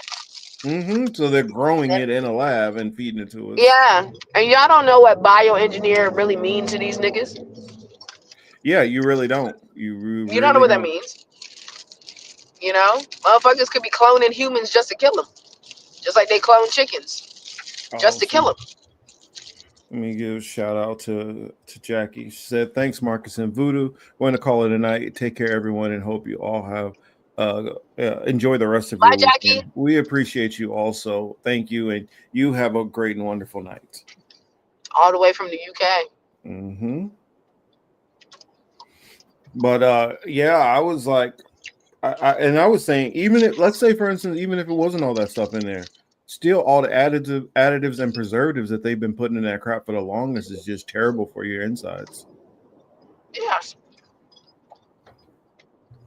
That's why the crackheads and the meth addicts and the homeless people didn't catch COVID. That's what they were trying to say, that the guy was the guy that was making the comments. He doesn't work in that he doesn't work with that type of that part of the company, so he doesn't know what he's talking about. And yeah, whatever. I was like, okay, sure. So he hasn't been around long enough to talk to somebody else who knows. No, he just hasn't been around long enough to be able to talk that shit. Now he got to get fired and shut the fuck up.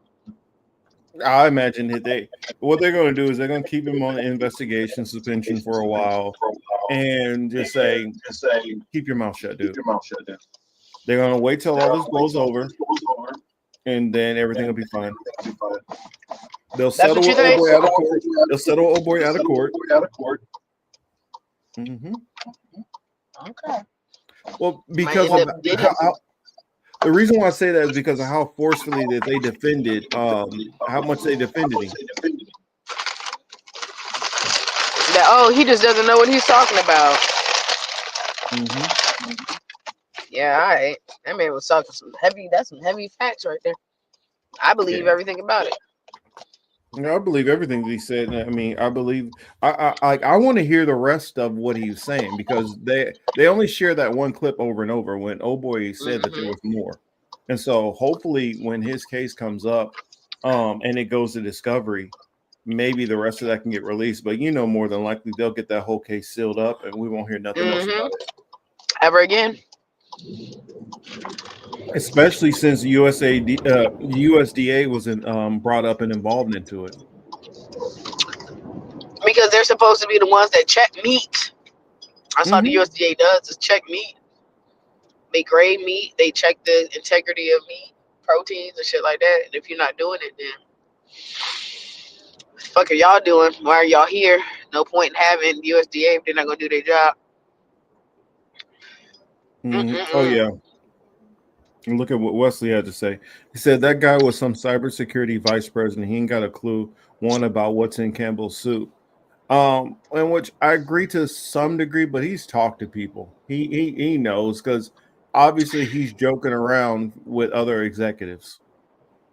Yeah, not to mention, and you're saying he's cybersecurity. You think he hasn't infiltrated, seen, or cut the communication between two different entities or two different parties? I just look at there's no way that he doesn't know at that level what's really going on. He wouldn't be just saying that. He wouldn't be saying that shit out of nowhere. That's what I'm saying.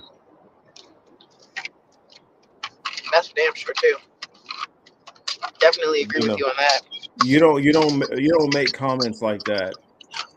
Now And don't you know could shit. shit on that. You could shit on that. Oh, it's poor people food and all that. But when you start talking about 3D printed and okay, well, this is a cyber security guy. He might know a little bit of something about 3D printed meat. And so he's probably walked past something and they're like, I know what the fuck that is. That prints meat. I mean, so also Or I don't cybersecurity. know. Hey y'all, let me walk you around the lab. That's the 3D print machine that prints out the chicken for the chicken and stars we feed the kids. I mean, think about it. If he's cybersecurity, I'm pretty sure he has access to walk all over the whole entire building. Because everything is done with computers. So and everything has a camera in it. So he got exactly. So he got to go everywhere. He got access to everything. So I would think when he's saying that this is bioengineered meat and that it's 3D printed, I think he probably know what he's talking about.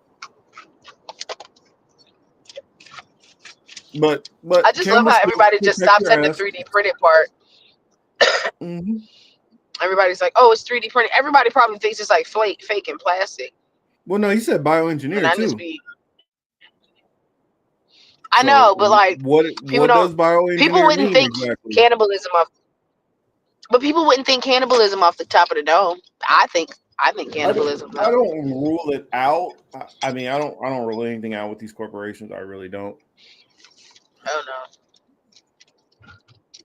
Hell no. This shit's crazy. Like, Yonina says here. He says, what part of technology? Because bioengineering is biological technology. They think we're stupid. No, and I'm saying, perfect example.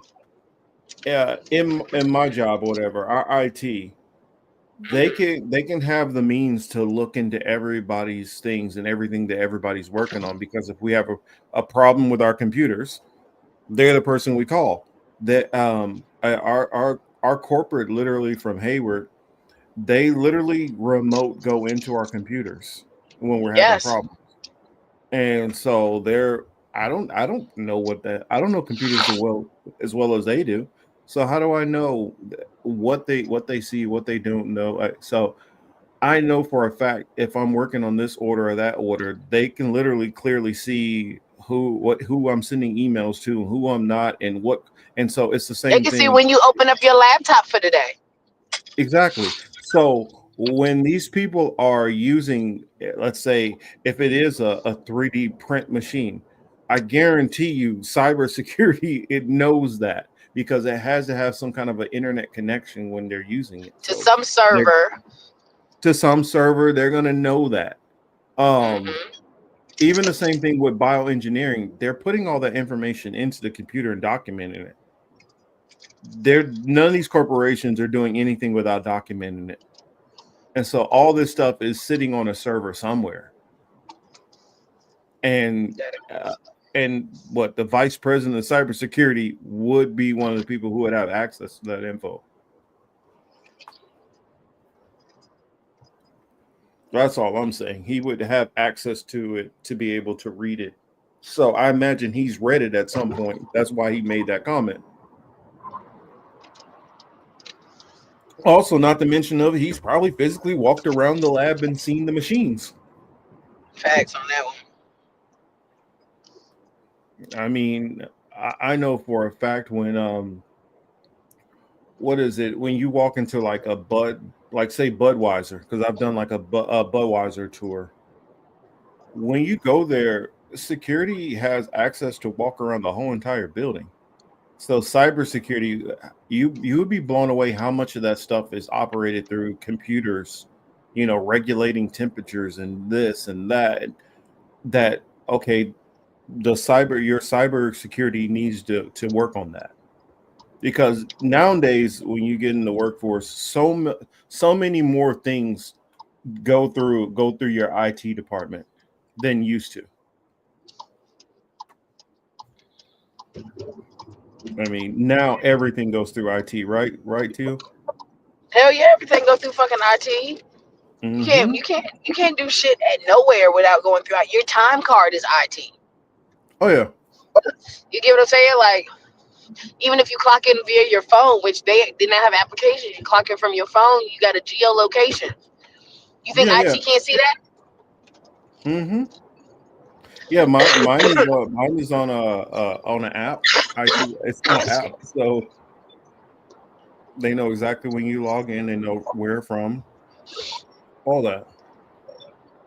IT know your shit before HR know your shit these days. Well, hell, they're how HR find out most of the time.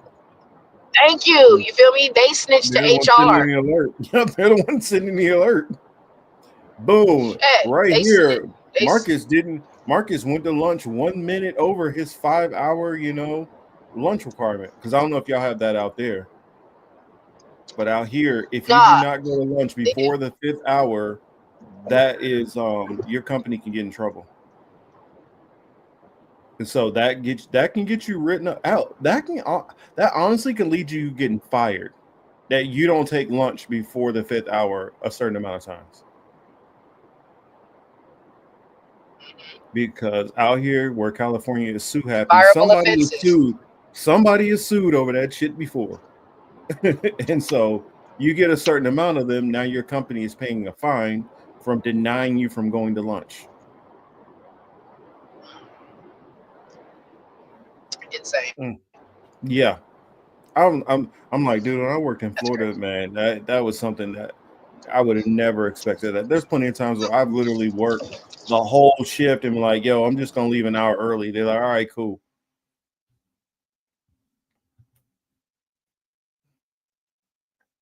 But yeah, let's go on ahead onto this next one. Let's show y'all this real quick. So here we go.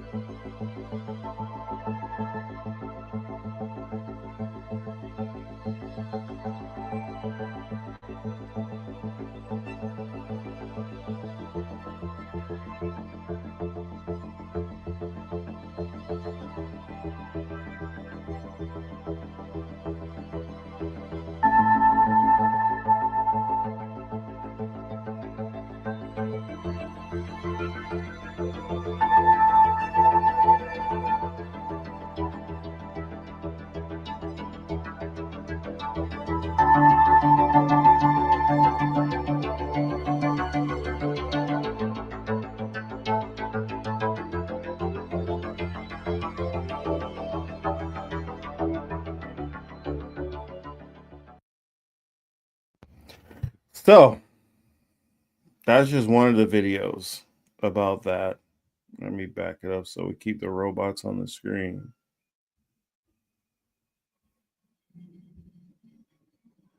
Oh, what's a better shot? Like this one. So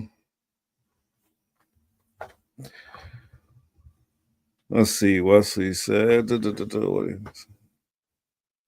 it looks like some trailer footage from Portal 3D video game. I wouldn't worry about these.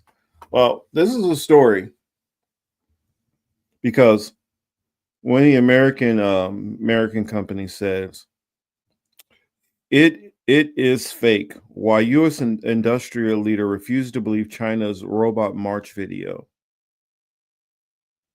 Let's see. On November 14th, Chinese robotics firm UB Tech released footage showing hundreds of Walker S2 humanoid robots standing in precise formation inside a warehouse. The machines turned their heads in unison, waved their arms, and marched into shipping containers. A scene so visually arresting it evokes sci-fi blockbusters like iRobot. Brett Adcock, founder and CEO of leading U.S. robotics company Figure, responded with disbelief. He immediately took to social media to suggest that the footage was computer generated. Look at the reflection on this bot, then compare the ones to the one behind. The bot in the front is real. Everything behind it is fake, Adcock wrote. Later adding, if you see a head unit reflecting a bunch of ceiling lights, that's a giveaway. It's CGI. Which, let's see what it says. In response to Adcock's post, Shenzhen-based UB Tech swiftly released video shot with FPV or first-person view drone, complete with raw audio, inviting skeptics to witness the robot's feats firsthand. Yet Adcock remained unconvinced, and he is not alone. Let's see. While China's Fujian aircraft carrier debuted its electromagnetic catapult system, U.S. military experts similarly questioned its capability.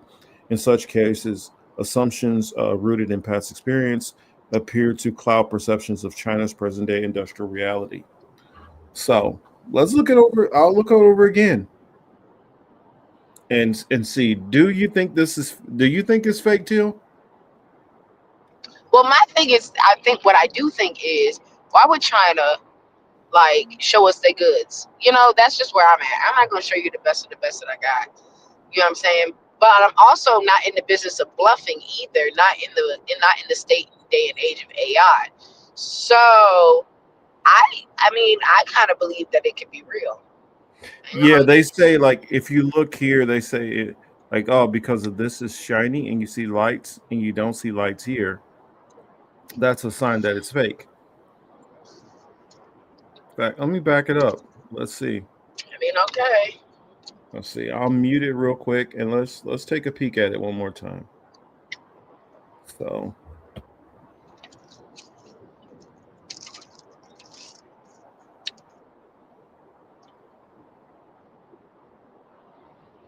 I mean, it is weird how that one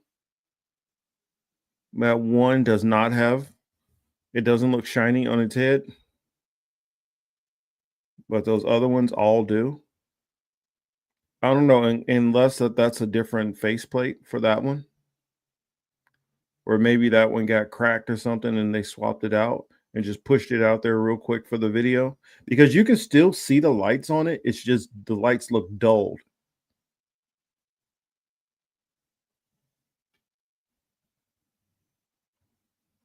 But besides that one so-called anomaly, that's the only thing that I see that would make me say, I don't know. Actually, let me back that up. Let me back that up real quick to that last image and see everything looks consistent. Yeah, you can only see lighting on this one. See lighting down. You see the lighting all in the same place on all of these robots. Everything looks the same there, to it getting smaller, to it getting smaller, to it getting smaller. To me, I don't know. What do you think, Till? That looks kind of real to me.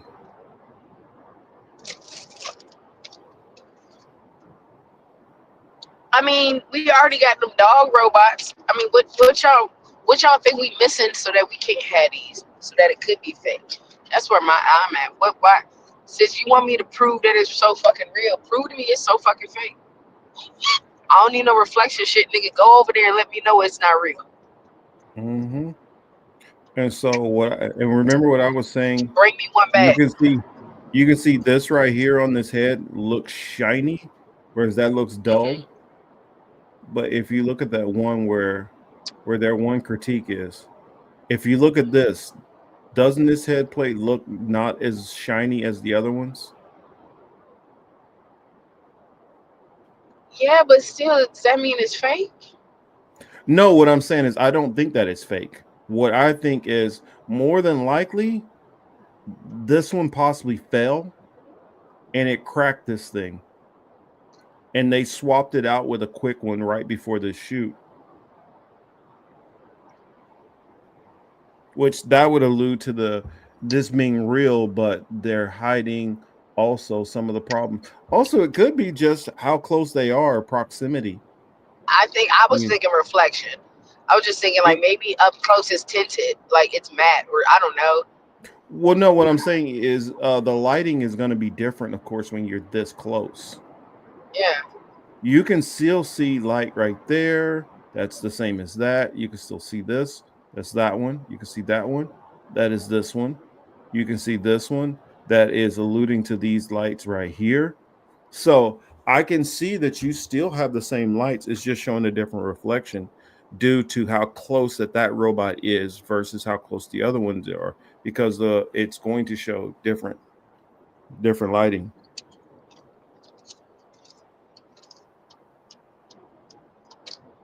Cameras and reflected lights get wonky. I agree. I also think, why would they put this out if they didn't, Yeah, if they didn't why would they have need these to niggas. fake it? Yeah, because Thank you. you're going to be able to see the production. You're going to be able to see. I mean, if you Nigga, it's some of gonna come out when we go to war, nigga, and that's next week. So fuck you talking about? They gonna have these niggas on the front line. These are Chinese Marines. they're going to be First using one's for in, last one's out. Well, and that goes into like some of the thought pattern for like when I watched the Tron Ares, that was one of the plots of it, to try to take robots that they can materialize from nothing, almost like they were basically 3D printing from air, soldiers. Now, granted, that was a lot more high tech than even these would be, but that's the same kind of principle, that you're having a robot army for military use, which in this case it'll be for like they already said that they plan on using this for BYD and like Volkswagen's manufacturing to deal with the backlogs. And so if that's the case, and I'll be able to tell you, if this is true for a fact, the first thing you're going to see is the price of BYDs drop even more. And the reason why is because they're going to be laying off those workers. They're going to be able to drop those prices because they don't have as much overhead through paying, they don't already, I mean, the way they do their insurance and stuff is already different, but they won't have to worry about paying wages anymore or massively limited. I mean, basically the only thing that will probably go up is they'll probably have to spend more in electrical output because they'll have to be charging a lot of batteries. Well, they building all these motherfucking data centers all over the fucking place in y'all small ass towns and shit. Mm-hmm. Because my small ass town is getting one, and I think that's wild, crazy. Because I didn't think we were big enough to get a data center built out here, but apparently we are. Yeah. Blue Sky. The only thing that I would say to that is, you gotta remember the robots we're talking about. That one in Lex Friedman's house, we're talking about Americanized robots. We're not talking about Chinese robots. the American robots that are manufactured maybe in China are not the same They as work these just ones that like are built by these Chinese Ford corporations. Mustang. They work like a Ford Mustang. Yeah, this ain't like the Elon Musk BS. That's what it is. Elon Musk, his stuff is all about trying to give this look. It's all shallow. On the surface it looks like it's something, but once you actually use it, you find out all the kinks and problems in it. I don't think that they're faking the funk here because there's so many things that I've looked at with just that they're doing in Japan. And Japan now has gotten surpassed by China. So I remember the exoskeleton suits and stuff. They've been using some of those. And some of the technology that we see in their vehicles in general. So I have a hard time believing that they're just faking it.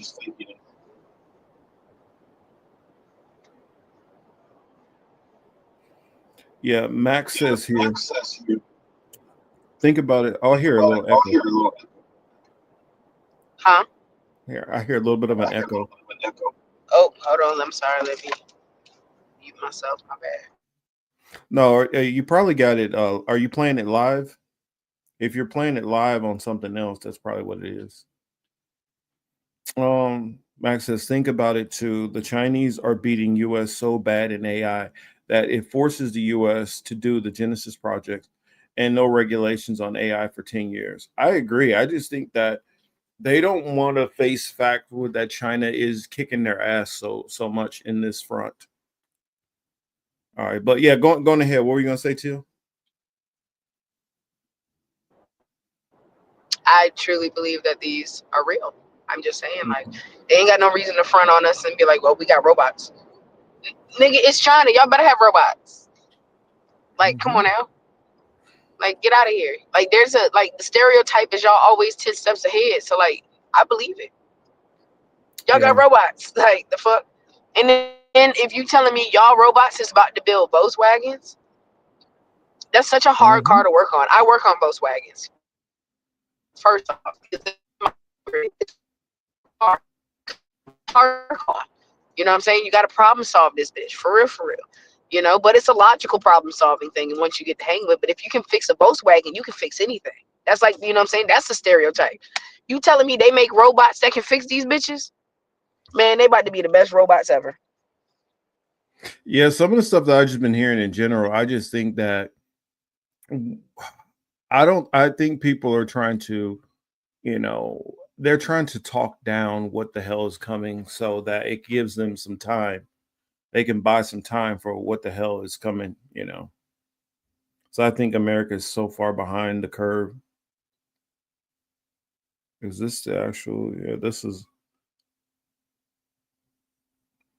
Trying to see. There was because they were talking about that those that are being put in the thing are already on order. And then the other expo that they had, it just creeped me out. Some of the robots that they have over there in China. Let me see if I can find one of those other robots that they had. Did y'all see them? You see those Chinese masks they be making? That look like they got these masks over there that look so real. They're like the wildest, realistic masks ever, and they go out of China. And the way they suction to your face, they make you like a whole new person, bro. Like I could be Michael Jackson tomorrow. Let me. Did I show you the? Did I show the one where they got a robot doing Tai Chi? No, was he beating up people? I imagine it could. Here, let me get this. Let me get this one on the screen and show you this shit because it's like you can actually see the robots in full function. This is their expo that they had showing off their robots and the ability of their robots right now. And so, okay, you might believe that it's fake that they have them mass produced.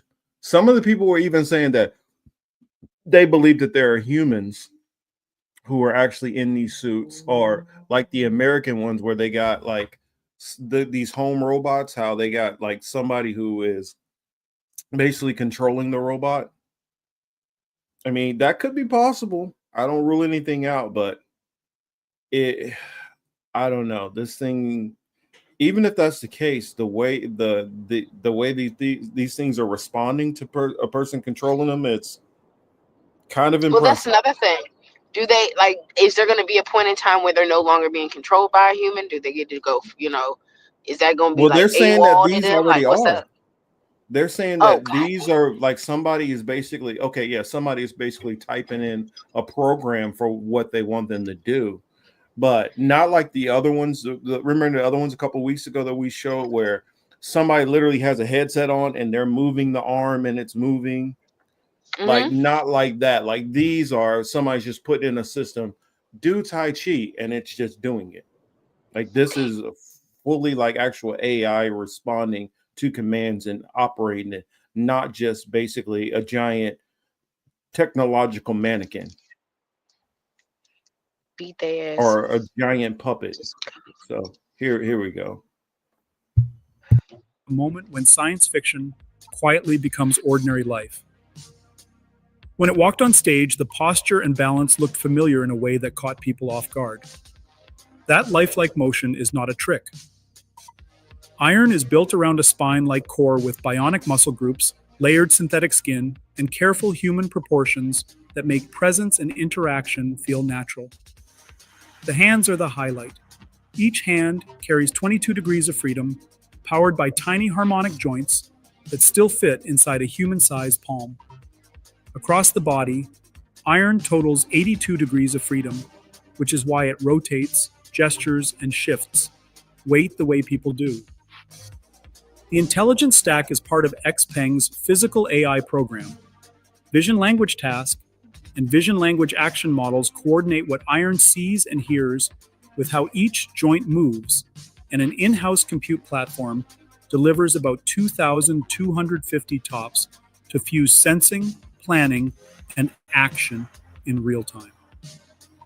Because the robot is meant to work near people, XPeng chose a solid-state battery architecture aimed at safety and thermal stability.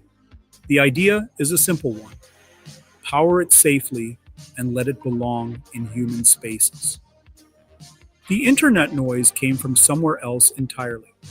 After the reveal, many viewers insisted the gate looked too human, as if a performer were pretending to be a robot. The next day, He Xiaopeng ended the rumor in the bluntest possible way.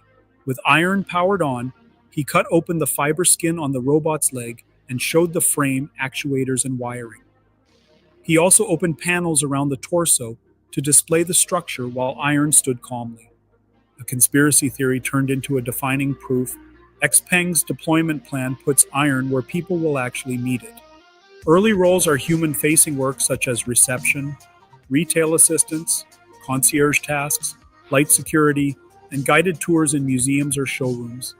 Mass production preparations are planned to begin around April of 2026, with large-scale manufacturing targeted by the end of that year, and an open software development kit will let partners teach Iron new jobs. The competitive echoes were immediate. Elon Musk acknowledged Iron and suggested that Tesla and Chinese companies could lead the humanoid market, while many competitors in the West fall behind, coming from the person behind Optimus. That is both respect and a challenge. If Iron is the opening move, XPeng will compete through lifelike motion, strong safety choices, and a services-first strategy. Beneath the synthetic skin and social-ready face is a straightforward philosophy.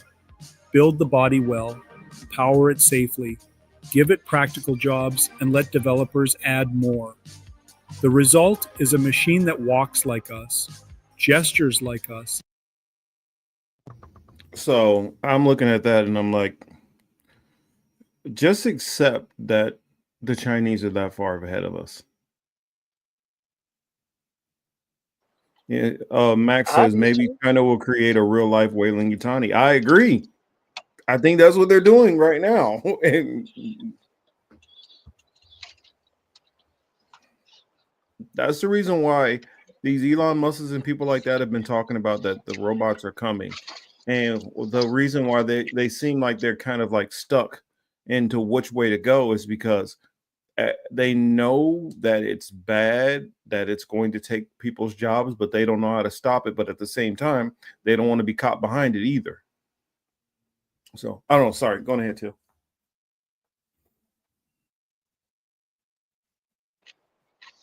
No, I ain't got nothing else to say on that, to be honest. I mean, it is what it is. We 10 steps behind. We worrying about dumb shit. So Yeah, Wesley, you said I don't buy it. They didn't cut the same robot. They cut the robot that was on stage walking. They cut the robot that people claim that was a person pretending.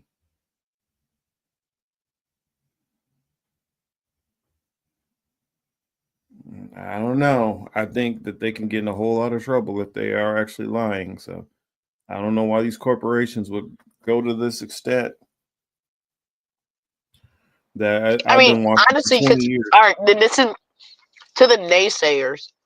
Mm-hmm. My question is, what do they gain by not having it?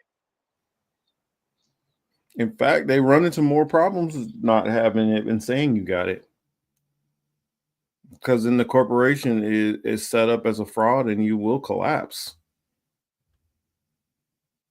Also, what are you doing with people's money if you built it up and it's not real?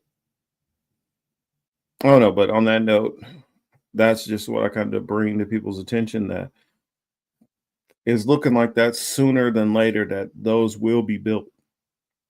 And if China is using it now, only a matter of time before either American espionage figures out a way to copy what they've done, or American technology catches up and they're able to do the same. But I think either way, warehouse type work, some of those they're on the chopping block for what's to come. I mean, there's even more. I mean, I can go down a whole list of stuff that I think is highly in trouble. But Construction, I go construction, manufacturing. call centers. Yeah. Which that's all we're already seeing Manufacturing. some of that. Manufacturing, I can see types of jobs like police dispatch and stuff. Mm-hmm. Those kind of things would be gone. Just dispatch jobs in general. So like for your tow company and all that. Logistics is gone. Mm-hmm. Logistics is taking over. Writing certain legal briefs and stuff. I can see all that being gone away. Okay. Because So all they would need to do, notaries. yeah, notaries, stuff like that. I could see all that stuff going away. So And the only reason why paralegals. notaries might hang is because in order for it to be a legal stamp, it has to be viewed by an actual person to be admissible in court. Nah, I don't think. Well, that's the thing. I don't believe that, because check me out. These motherfucking cops recently just obtained these weird ass fucking cameras that catch you in the act of speeding. And what do? They just send it to some lady. She reviews it, and that's it. So pretty much, that's all they'd have to do. Well, yeah, they can just have that woman just do the review, or have a human person do the review and sign it off. If they even do that anytime, they might obsolete that step. They might just obsolete that, send it to an AI checker. Well, it's only because legally, like per law, you have to have, for anything notarized, it has to be an actual notary, a person. Now, for the speeding, since there's no law that says that they can't use cameras without human beings, that's how they can get around that. But because they still, I believe legally, they still have to go through an actual notary. So that would hold them for a minute, but all they have to do is put an amendment that says that we can certify that the robot can certify these. And so yeah, it's only like one step away from getting rid of that. Hell yeah. See, I had to go look. I said, does a notary have to be a human? It said, yeah. I say, damn, my dog can't be my notary. No, that's the only thing, because I knew somebody who was a notary, and I remember there was like, you literally had to physically be in front of them doing it. Like you Yeah, I couldn't do it on know. camera for them or nothing. They're like, no, they got to literally witness you doing it face to face. So now let's go to the story that blew everybody's mind. Let's see. I guess I'll just show. Oh no, that's the one where that's the video. Okay. I found the video too that I was telling you about. Let me click this one on.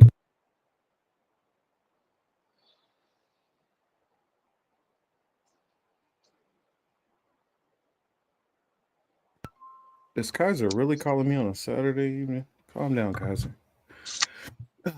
So hold on a second. We just want to let you know we dropping you as a patient.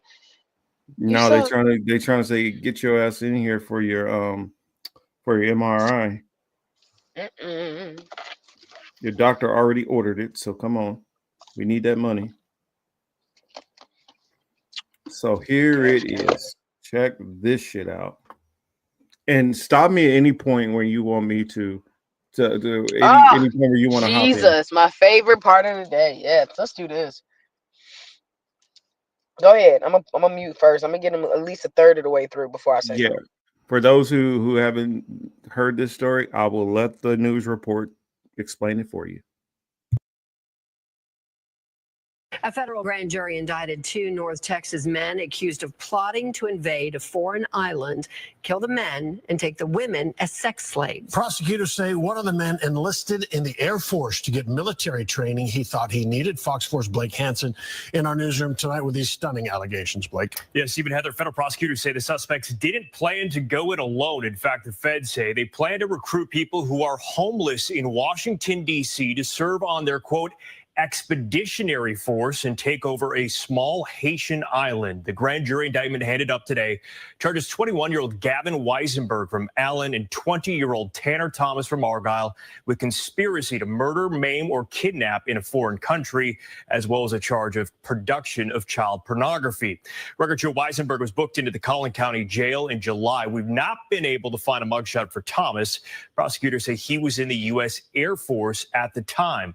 The place they are accused of plotting to invade is called Gonave Island. It is part of the Republic of Haiti. It's not small. In fact, that island has about 87,000 residents. Prosecutors say Weisenberg and Thomas plan to lead that expeditionary force by sailboat to the island, murder the men, take control of the island, and then turn the women into sex slaves, according to prosecutors. The feds say the plan dates back to August of last year. They say Weisenberg enrolled in a Rockwall Fire Academy to learn command and control protocols, but flunked out in February. And they say he then traveled to Thailand to learn how to sail, but didn't enroll in the school due to the cost.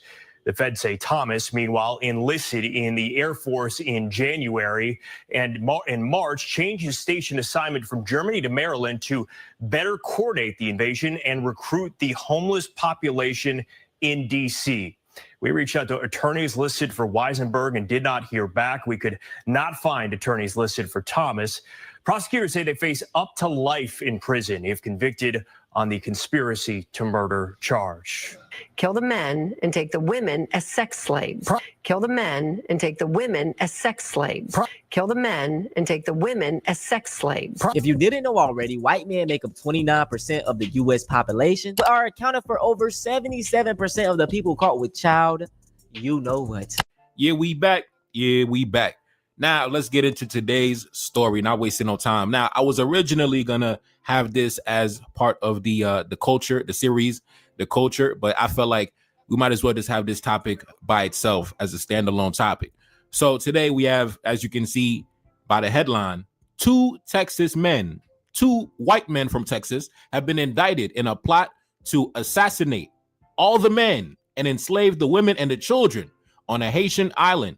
The prosecutors claim that the men plan to buy a sailboat, firearms, and ammunition before recruiting homeless people in the D.C. area as a mercenary army to stage a coup d'etat motivated by rape. Now, listen, you already know which demographic is responsible for such criminal activity. You already know which demographic Like, what is is you responsible on, bro? for what we're about to talk about today. And like I say, when it comes to me, this part. What is you Go ahead, too. on, bro? What is you on, bro? Look at these crackers. Yeah, I said it. Look at these niggas. This is crazy. This is so crazy. And they really thought this was gonna work. Yeah. I want to know who their drug dealer is. Because at the end of the day, I too need those type of drugs. The first sign should have been you try to enroll in some kind of leadership camp and you failed out of that. You try to go to, was it Taiwan or Thailand for some kind of sailing thing, and then you realize you didn't have the money for that and you quit. Then your plan was to come back to DC and recruit homeless people to be part of your army. And I wonder, well, how much was he planning to pay them to be these mercenaries? And how many were you planning to get? Like, were you going to go with like 3, 4, 5? Did you think you can get 100 of them? I mean, like, what was this? I want to know what the plan was. Like, how does this work? How are you going to facilitate this whole operation? How much money did you have on hand to pay them? Where were you? How are you going to get them there?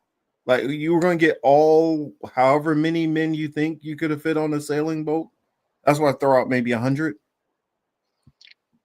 And the Tanner one, I believe they said that he enlisted in the Air Force so he can get firearm experience.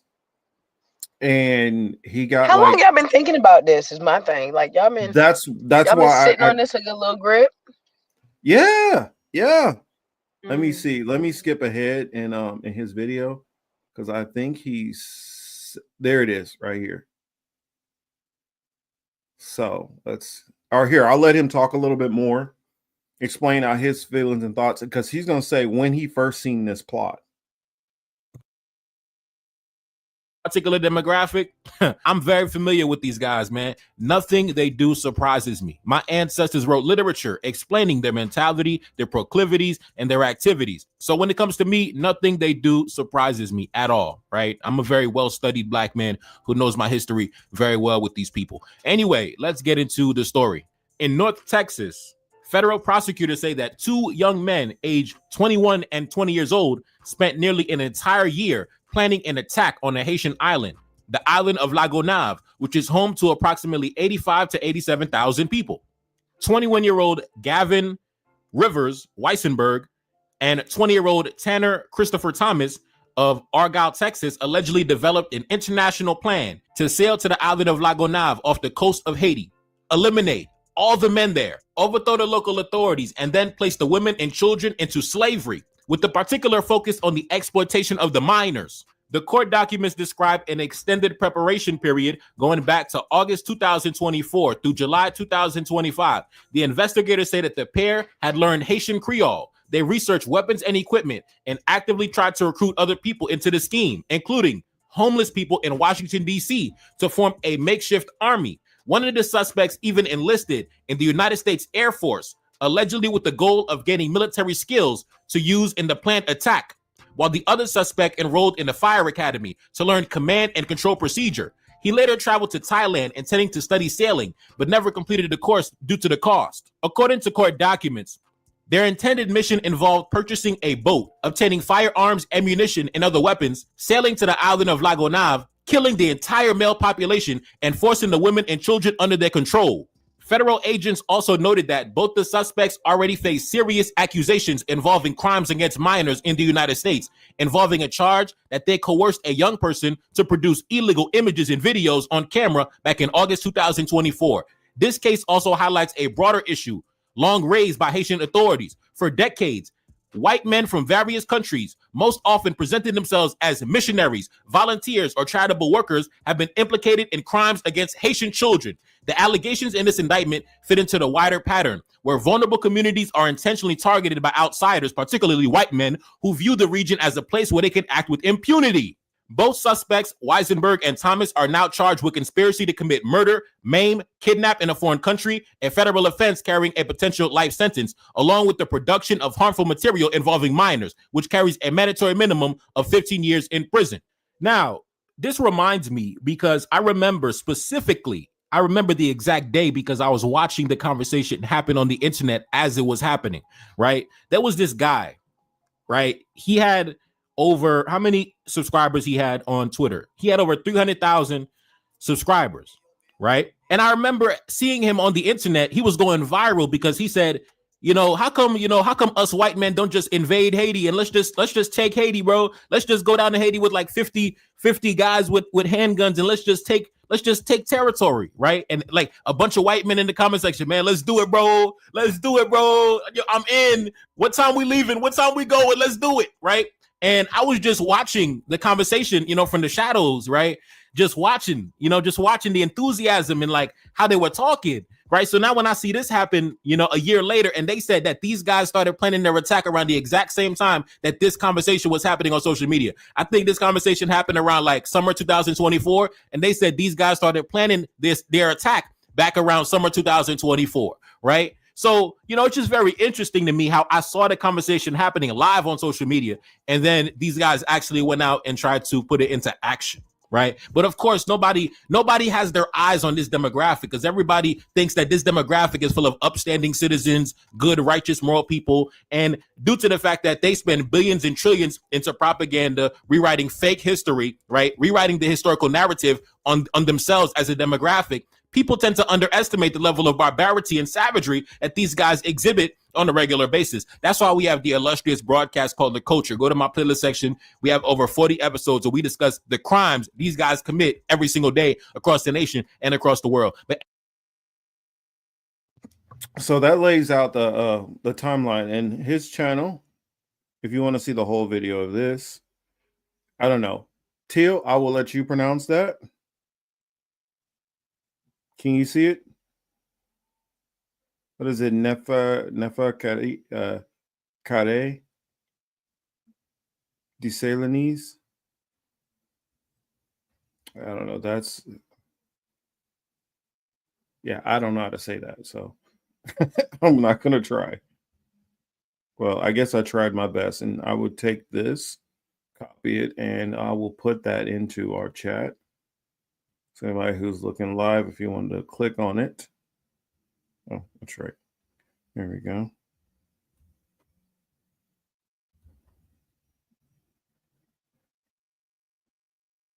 And I'll put it up on the screen. So if somebody is watching this after the fact and they're not able to click on it, that is the link for this video. Of course, you see the video there, so you should be able to get it. But yes, Till, your thoughts.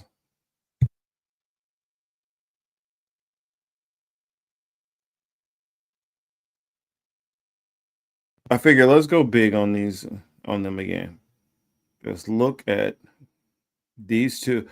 For me, it's trying to figure where do I start. It's not even so much the racism and the grossness, because they try to mess with little kids, but the fact of what gets into your head to make you think that this is possible, like the level of delusion that I mean, if you were going to try to say, you know what, we're going to try to go to some desolate area and take over that. Maybe you're crazy enough to think, oh, well, we'll go into the outskirts of Africa somewhere and try this. You wanted to go to a place of 87,000 people. I mean, for one, that tells me you didn't do any research on this place. You just figured it's some backwater place that we could do that with. That let's say, for instance, if they were even somewhat successful, not the whole entire country. Let's say that they found one little portion of the country, a small little outskirts town with, say, 300 people, and they did that in that little town and were successful. You don't think that like people would come from the other parts of the island and come and snatch you up, even if you were successful, to even if you had even mild success? And so, if you didn't have the money to take the sailing course in Thailand, where was the money going to come from to be able to, you know, to hire all these people who were going to be on your sailboat? Like, it's just none of this is making any sense to me. Like, I don't know. I guess maybe they thought they were going to be so successful that once they got to Africa, I mean, not Africa, but once they got to Haiti, that they would have enough money and resources to fund everything from there. I don't know. Teal, hop in. What's your thoughts on this? If you're there. Yeah, these are people saying racism does. Oh no, it's a lot of people say racism doesn't exist anymore. But I mean, that's when you've gotten so full of yourself with the racism that you feel you are so superior. Two white men could take on, unless let's say two white men plus a group of 100 that they got together. That would be enough that they could just obliterate tens of thousands of people. That's the reason why I think like Yonina was saying, I think that this person is probably of that group, because he's probably dealing with a double supremacist mindset, that he really was powerful enough to do this. And it's like I get if you was like some great warrior who has fought like tens of thousands of battles and have taken out all these different people, but where does this thinking, like, I get even thinking like, man, we should go and do that, but or talking shit, because that's something that I've heard, and I'm not trying to be racist, but I've definitely heard like people say, "Oh, well, that's just something that's just edgy, something that that boys say or whatever." And I'm like, that got to be a white thing, because I've never in my life heard blacks and Latinos, black and Latino males come up with this edgy shit that these white guys say. I'm just being edgy and being an edgelord. No, that's not a thing. Outside of kids who become white incels and stuff, that I don't know. And that typically what I see is that's typically the pipeline to people who end up on the right side of politics, who end up in the right wing. They're the ones who say this weird ass shit like that and come with this crazy white supremacist ideology. It's not something that's typical of all teenage males. And I wouldn't even say all white teenage males, but it's definitely something that's typical of white teenage males who end up going on to the right wing side of things. It always seems like it goes hand in hand like peanut butter and jelly. There's always this contingent of racism that leads into their right wing ideology. And so I don't know. I'm trying to like, because I try to logically think about things. So it wasn't like, okay, a step by step. Let's say, for instance, they were successful in taking over this whole area. How were they going to hold it and maintain it? Did you really think, let's say evenly, if let's say if it was more of a women and children dominated society, and say less than half of the population were teenage to adult males. Let's say roughly that we're at least dealing with, on a low side, say 35,000 men. The two of you guys, or maybe 100, thought you could face 35,000. I don't care how weak you think the people are, but really 30. Did you even look up like the population of this place? You can't make insanity logical marks. I get that, but I don't know. I guess it's tough for me because I try to think through what was going through their mind, and for you to have this wasn't just like a fleeting thought, like, oh, we thought about this one day and dreamed it up on a whim. Like, they really thought about this for over a year. And it looks like they came up with this ideology or this idea off of possibly Elon Musk's Twitter Spaces. So therefore proving that Elon Musk is radicalizing young white men. Fuentes is Spanish. Is he passing? Yes. Nick Fuentes is a quarter Mexican. His father is half Mexican. And so, yes, I've seen his mother. His mother is definitely clearly white. His sister actually looks a little bit like, looking at her, you can tell she looks like she's possibly a little Hispanic. I mean, I guess depending on the photo. But yes, he is a quarter white. I mean, but I don't like. I honestly, more and more, I'm starting to think Nick Fuentes is a grifter. I don't think he really believes all the stuff he says. And that's just recently I've come to that you know, that I guess revelation, because I've seen people point out like how he talks to his audience. He seems like he's just like so annoyed with them. Like, and he's also talked about how we need to try to let go of some of our hatred and try to like do deals with people on the left. And some of the stuff that he talks about with his whole, I don't know, well, not talked about, but some of the pictures he did with like, he has some pictures with him and like a cat boy or something, which I think secretly Nick Fuentes is gay and he's a grifter. I think he probably, his actual positions actually probably lean a little bit more towards, I would say he's probably a moderate Republican at best. I can see very easily that he's center left and cosplaying for the money. And now that he's gotten the money and the status, he's probably like, yeah, I'm over it. But I think, well, he was part of Young Republicans and he gained some fame from that. Or maybe he's one of those people who he was an actual Republican and then he started kind of coming back over and kind of got revelations and his viewpoints has changed.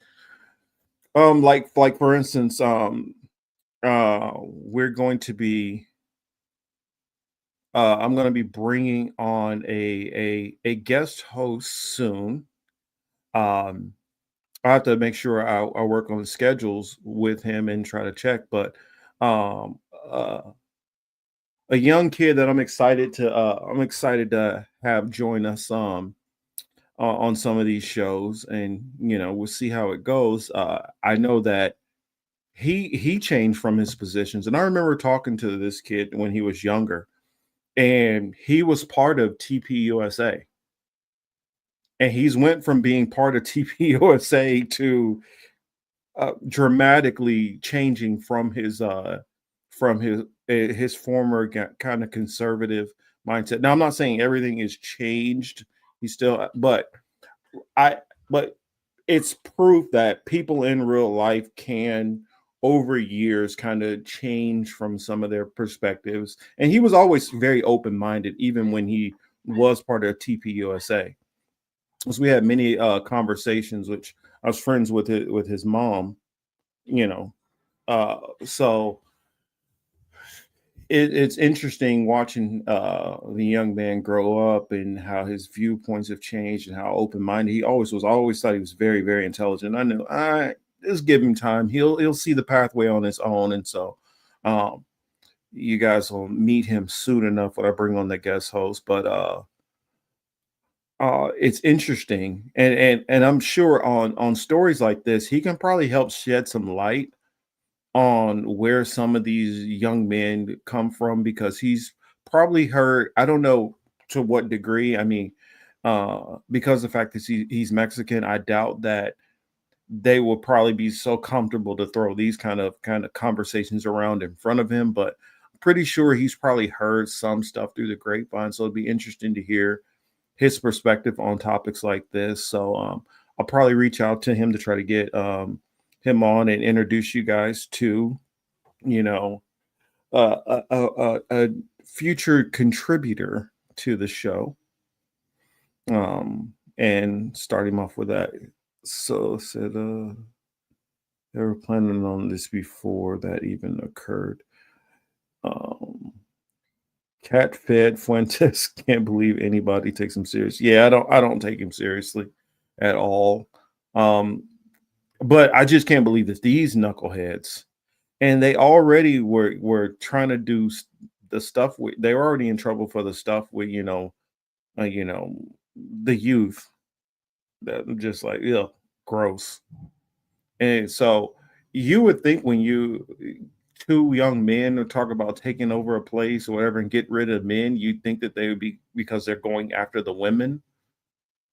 But no, it seems like their goal was the children. So it's really gross. And I guarantee you look through their political ideology, you'll find out these people were definitely Republicans. And I don't know. It's always interesting that a lot of MAGA and the people from the right are always worrying about these, these rings of trafficking and people going there after the kids. And most of the time it's a lot of these people who are already on the right. So it's like, what the hell? Just look in house. Quit worrying about, these billionaires and millionaires doing it, because there's plenty of people in your own circles who are just as dangerous. And if you can stop some of those right around you, maybe you can help some of these kids. Quit worrying about the people who are out of reach. Worry about these people right around you who you could, get locked up tomorrow. So I don't know. I guess Teal might have had something going on with her audio. I've been trying to see if she wanted to hop in, but I don't know. I'll give her one more try. Teal, if you want to say anything, let me know. If not, I'll get ready to wrap this up.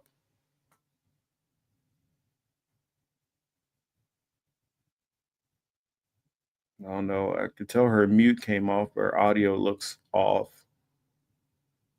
Till try going out and then coming back in. It seems like she can hear me. She just can't. Audio's not working.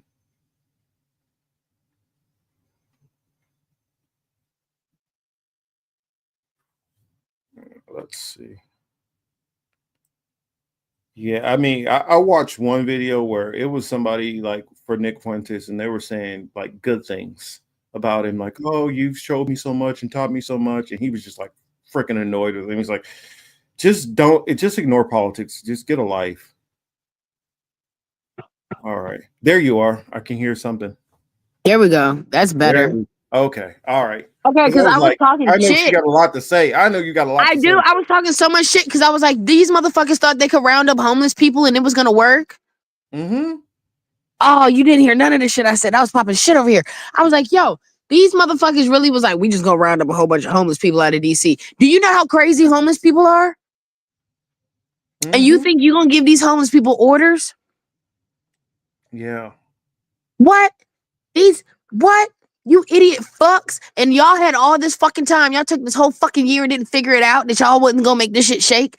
Do y'all understand that Haiti is the first fucking revolting ass fucking black colony? They will whoop your ass. They've been itching to find two crackers to fucking make an example out of. I say let them go. I say release them and let them go over there. Or just drop them in the middle. Drop them in the middle of the island and let them have them. I give them a butter knife apiece. Butter knife? Yeah, at least give them a fighting chance. And I give y'all niggas 2 spoons, bitch. Mm-hmm. That way, you thought you could do something. Go in there. In fact, I honestly believe you could just take one of the coldest Haitians on that island, and he probably handled him by himself. I ain't trying to be funny. It's probably somebody grandmama. Never know. Somebody grandmama gonna fucking come up there, put a root on you, call it a day. I don't even think they got to put a root on these dudes. I think these dudes is just. I mean, look at them. They both look frail. At least the Tanner Thomas over here, he definitely looked frail. Oh, Gavin might be a little wiry, but I still think that push come to subs, these boys ain't really got it in them. They ain't built like that. If that was the case, it would have been a Marine and a Ranger, not no motherfucking bum ass pizza delivery looking ass boy and a nigga from the Air Force. Please. That's the thing. If you told me that these guys actually did train and like spend some years and were actually, if you told me like this was a contingent of like 100, Black Ops, former, Navy SEALs, former Rangers or something, okay, I could see how they can get some crazy shit in their head that they could probably try this. No. I still would think it's insane. But at least I'm like, okay, these are people who got some training. Maybe they thought a civilian population, we could roll in there. I could buy that a little more than you just thought you can just get up off the couch and you're just born with enough just in you to be able to do this. Like, that's that white power shit. That's that white privilege shit. You thinking that you just woke up one day and think you can take on 80,000 niggas. Yeah, I said if we isolate it, let's say minimum, let's say if it was a female dominated country, let's say minimum of adult males, you at least got probably like 30,000. You really think 2 on 30,000, or let's say your whole group, 100 on 30,000, those numbers make sense to you? That's why white people just be too. They be see, and that's where y'all get from minding the business that don't pay y'all. If y'all did more research on if white people did more research on other countries instead of just trying to always take over other countries, they would learn a lot. Like how to mind their motherfucking business. Now that makes me wonder how many expeditions of colonists and conquistadors went to places and got wiped out that we never heard about. Roanoke is one of them out here. Roanoke colony disappeared. Yeah, that makes me wonder, like, how many times, Roanoke's a famous one, but like, how many of those ones were they scrubbed from the history books that they don't want us to know That about? they don't even tell you about because they sucked. You know what I'm saying? Like, man, how many times the Incans done wiped somebody up off this motherfucker and ate their skulls? How many times the Mayans slid some niggas, you know what I'm saying? How many times the Haitians just slit a couple niggas' throats? How many times the pygmy people fucked them niggas up? Like, yeah. Remember that video of them white people that went over there and started fucking with that fucking cannibalistic tribe and them niggas beat their asses and ate them? See what happens when you don't mind the business that pays you, white people? Well, I look at it. Let's say, for instance, they were able to recruit 1,000, and that 1,000 did go over there. And let's say y'all did manage to take over the place. Why would you want to try to take over a place of a people who have a history of getting their fucking y'all up? They got a history of becoming a nation because they overthrew slavers. You want to enslave a group of people who are known for fighting their way out of slavery? That's why I said, Marcus, y'all need to look into the history before you go minding their fucking business. This is they shit. Prime example. Boom, let's do this. Politicians. What's they shit? Fucking with kids. That's they shit. You know what I'm saying? Politicians, they know how to do that. Boom. White people, what's they shit? Not minding the business that pays them. Haitian people, what's they shit? Overthrowing white people. It's in their DNA. They gave birth to other revolutionaries. They gave birth to other rioters. They gave birth to other black kids that's been itching for the day somebody get up out beside themselves and try to do some shit again. So they can show y'all they will beat your granddaddy's ass. They will whoop your granddaddy's ass before they'll do it again. Yeah, Haiti's a big part of why the Louisiana Purchase went through. Hello. They were like, you know what? We already see that they creeping their asses into Louisiana and Mississippi. You know what?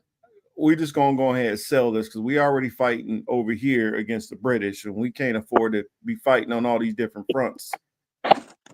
So let's just go Not to ahead and mention, give that one, let that one go, because we already see they gonna put their influence into those areas. I mean, they already was going down there helping in Mexico and help overthrow the Spaniards, and so it's like, okay, they going around and they sparking revolutions everywhere. But these are the people you want to go after. the ones that was helping niggas out.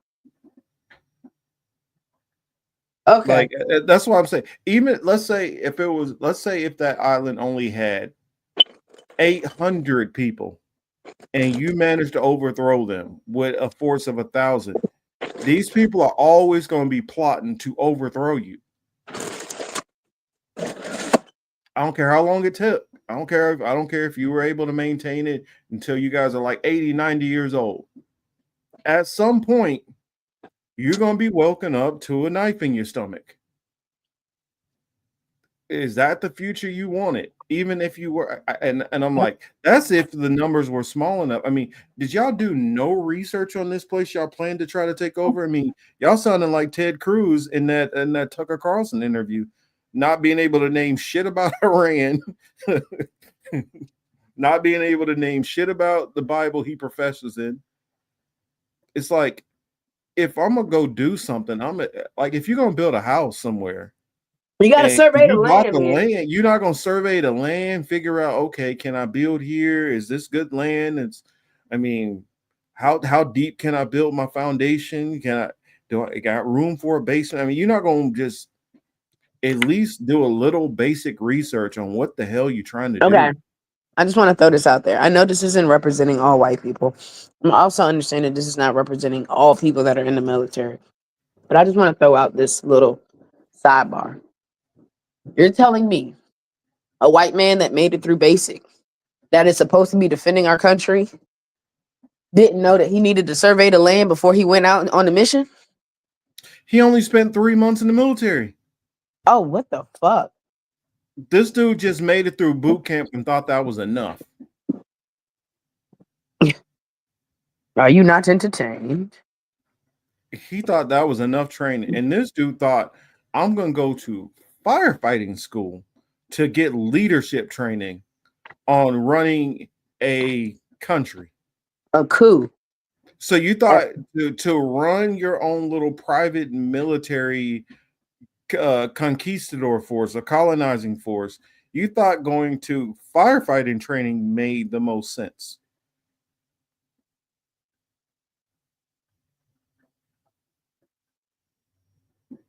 I was gonna say, these probably are some of the dumbest. Our school systems have failed us. Have you seen it? Do y'all see it? This is what our school system is getting us. It has failed us. I think it was amazing. Lucas was like, this is embarrassing for us as black people, because it's like the other African countries, other black countries are looking at us like, these are the motherfuckers y'all let enslave y'all. Yes. Sadly. Y'all let these people enslave y'all? Come on.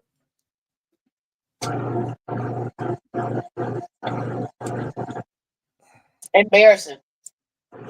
Yeah, exactly, Wes. The arrests saved their lives. Like, I don't know if they would have died quick either, because I got the feeling, man, he would have caught the wrong Haitian leader over there, or warlord, or whatever, or town, village council. You're like, no, catch him alive.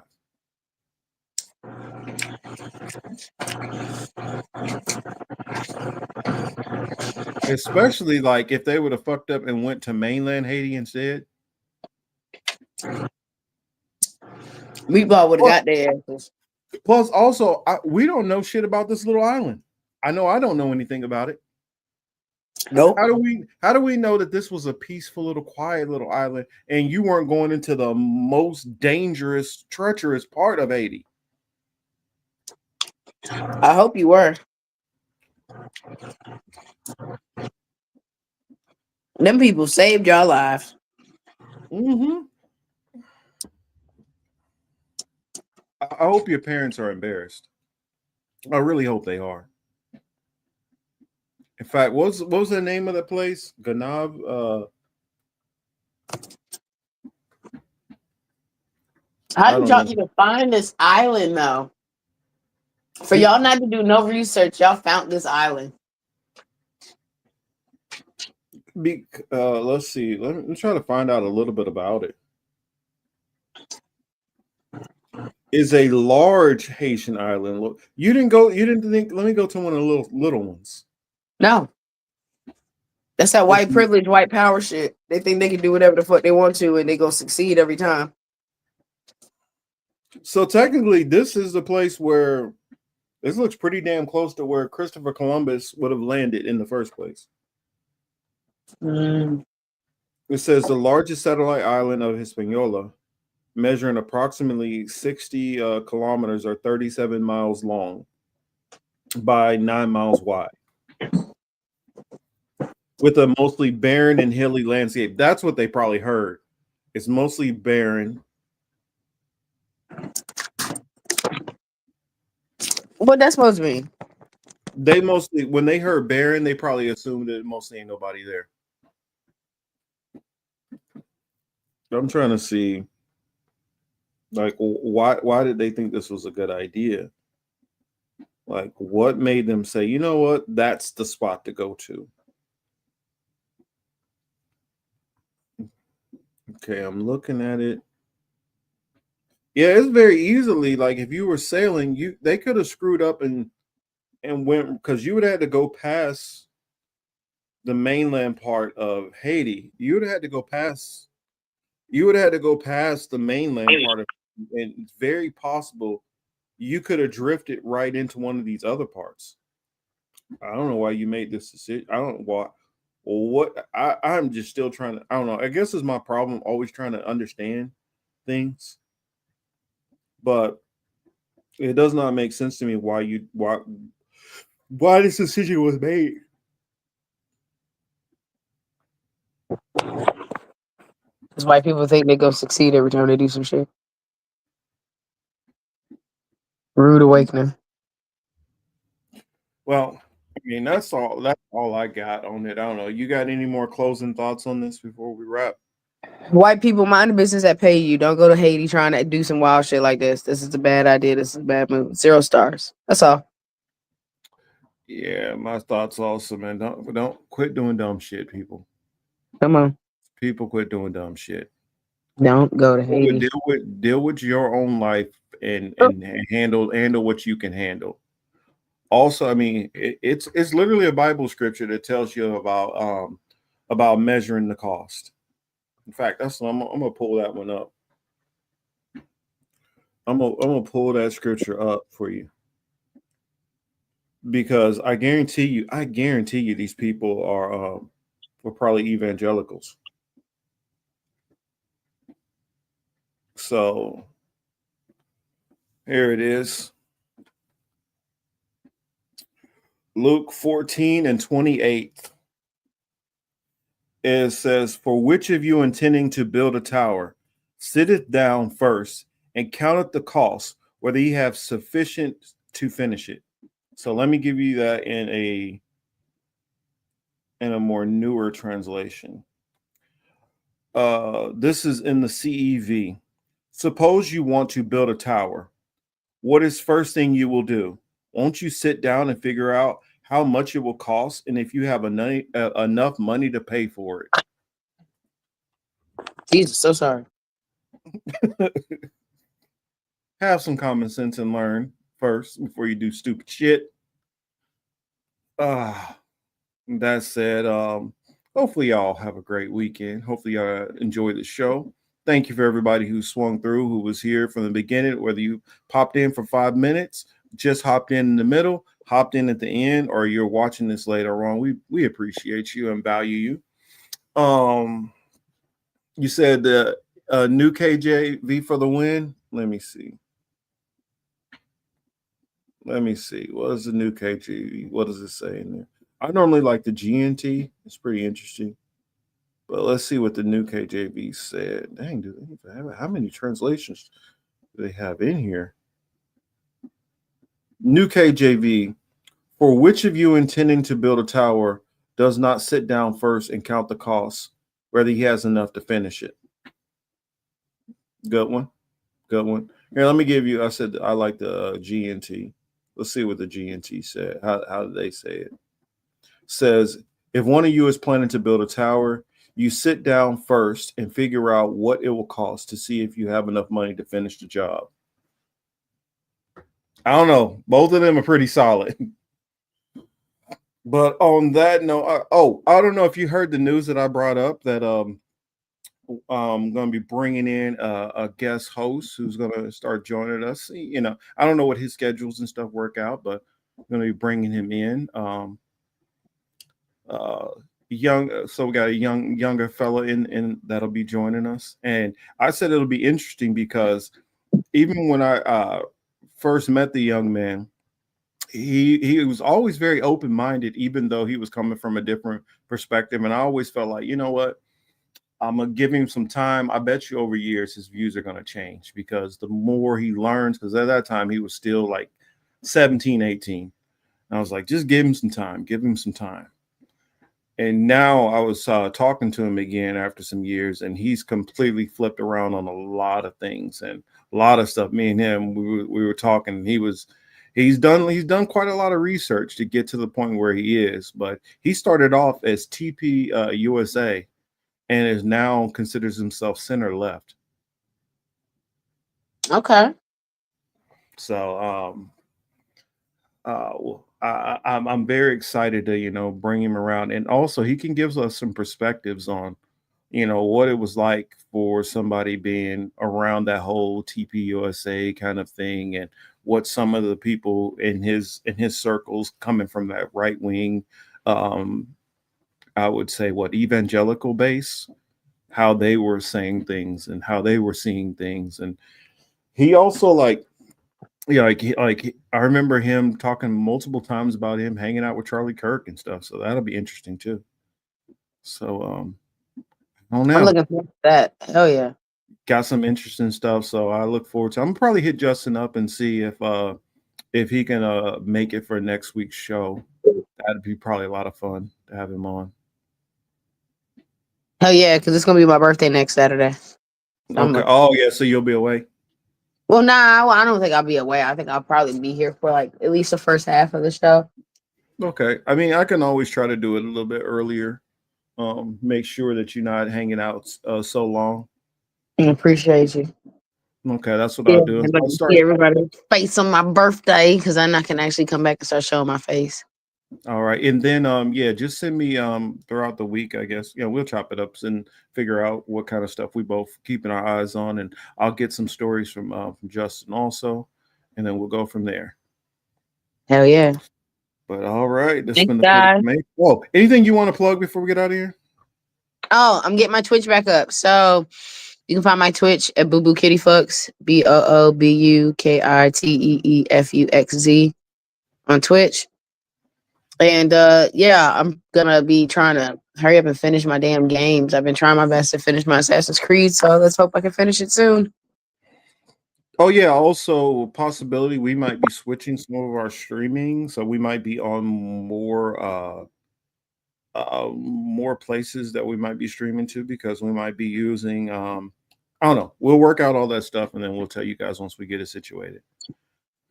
But that's it. This has been the Political Matrix. I am Marcus from Morpheus Cage, here with Voodoo in Nature. Peace out, y'all. Peace out. There is discrimination in this world, and slavery and slaughter and starvation. Governments repress their people. Millions are trapped in poverty, while the nation grows rich, and wealth is lavished on armaments everywhere. These are differing evils, but they are the common works of man. They reflect the imperfection of human justice, the inadequacy of human compassion, our lack of sensibility towards the suffering of our fellows. But we can perhaps remember, even if only for a time, those who live with us are our brothers, that they share with us the same short moment of life, that they seek as we do, nothing but the chance to live out their lives in purpose and happiness, winning what satisfaction and fulfillment they can.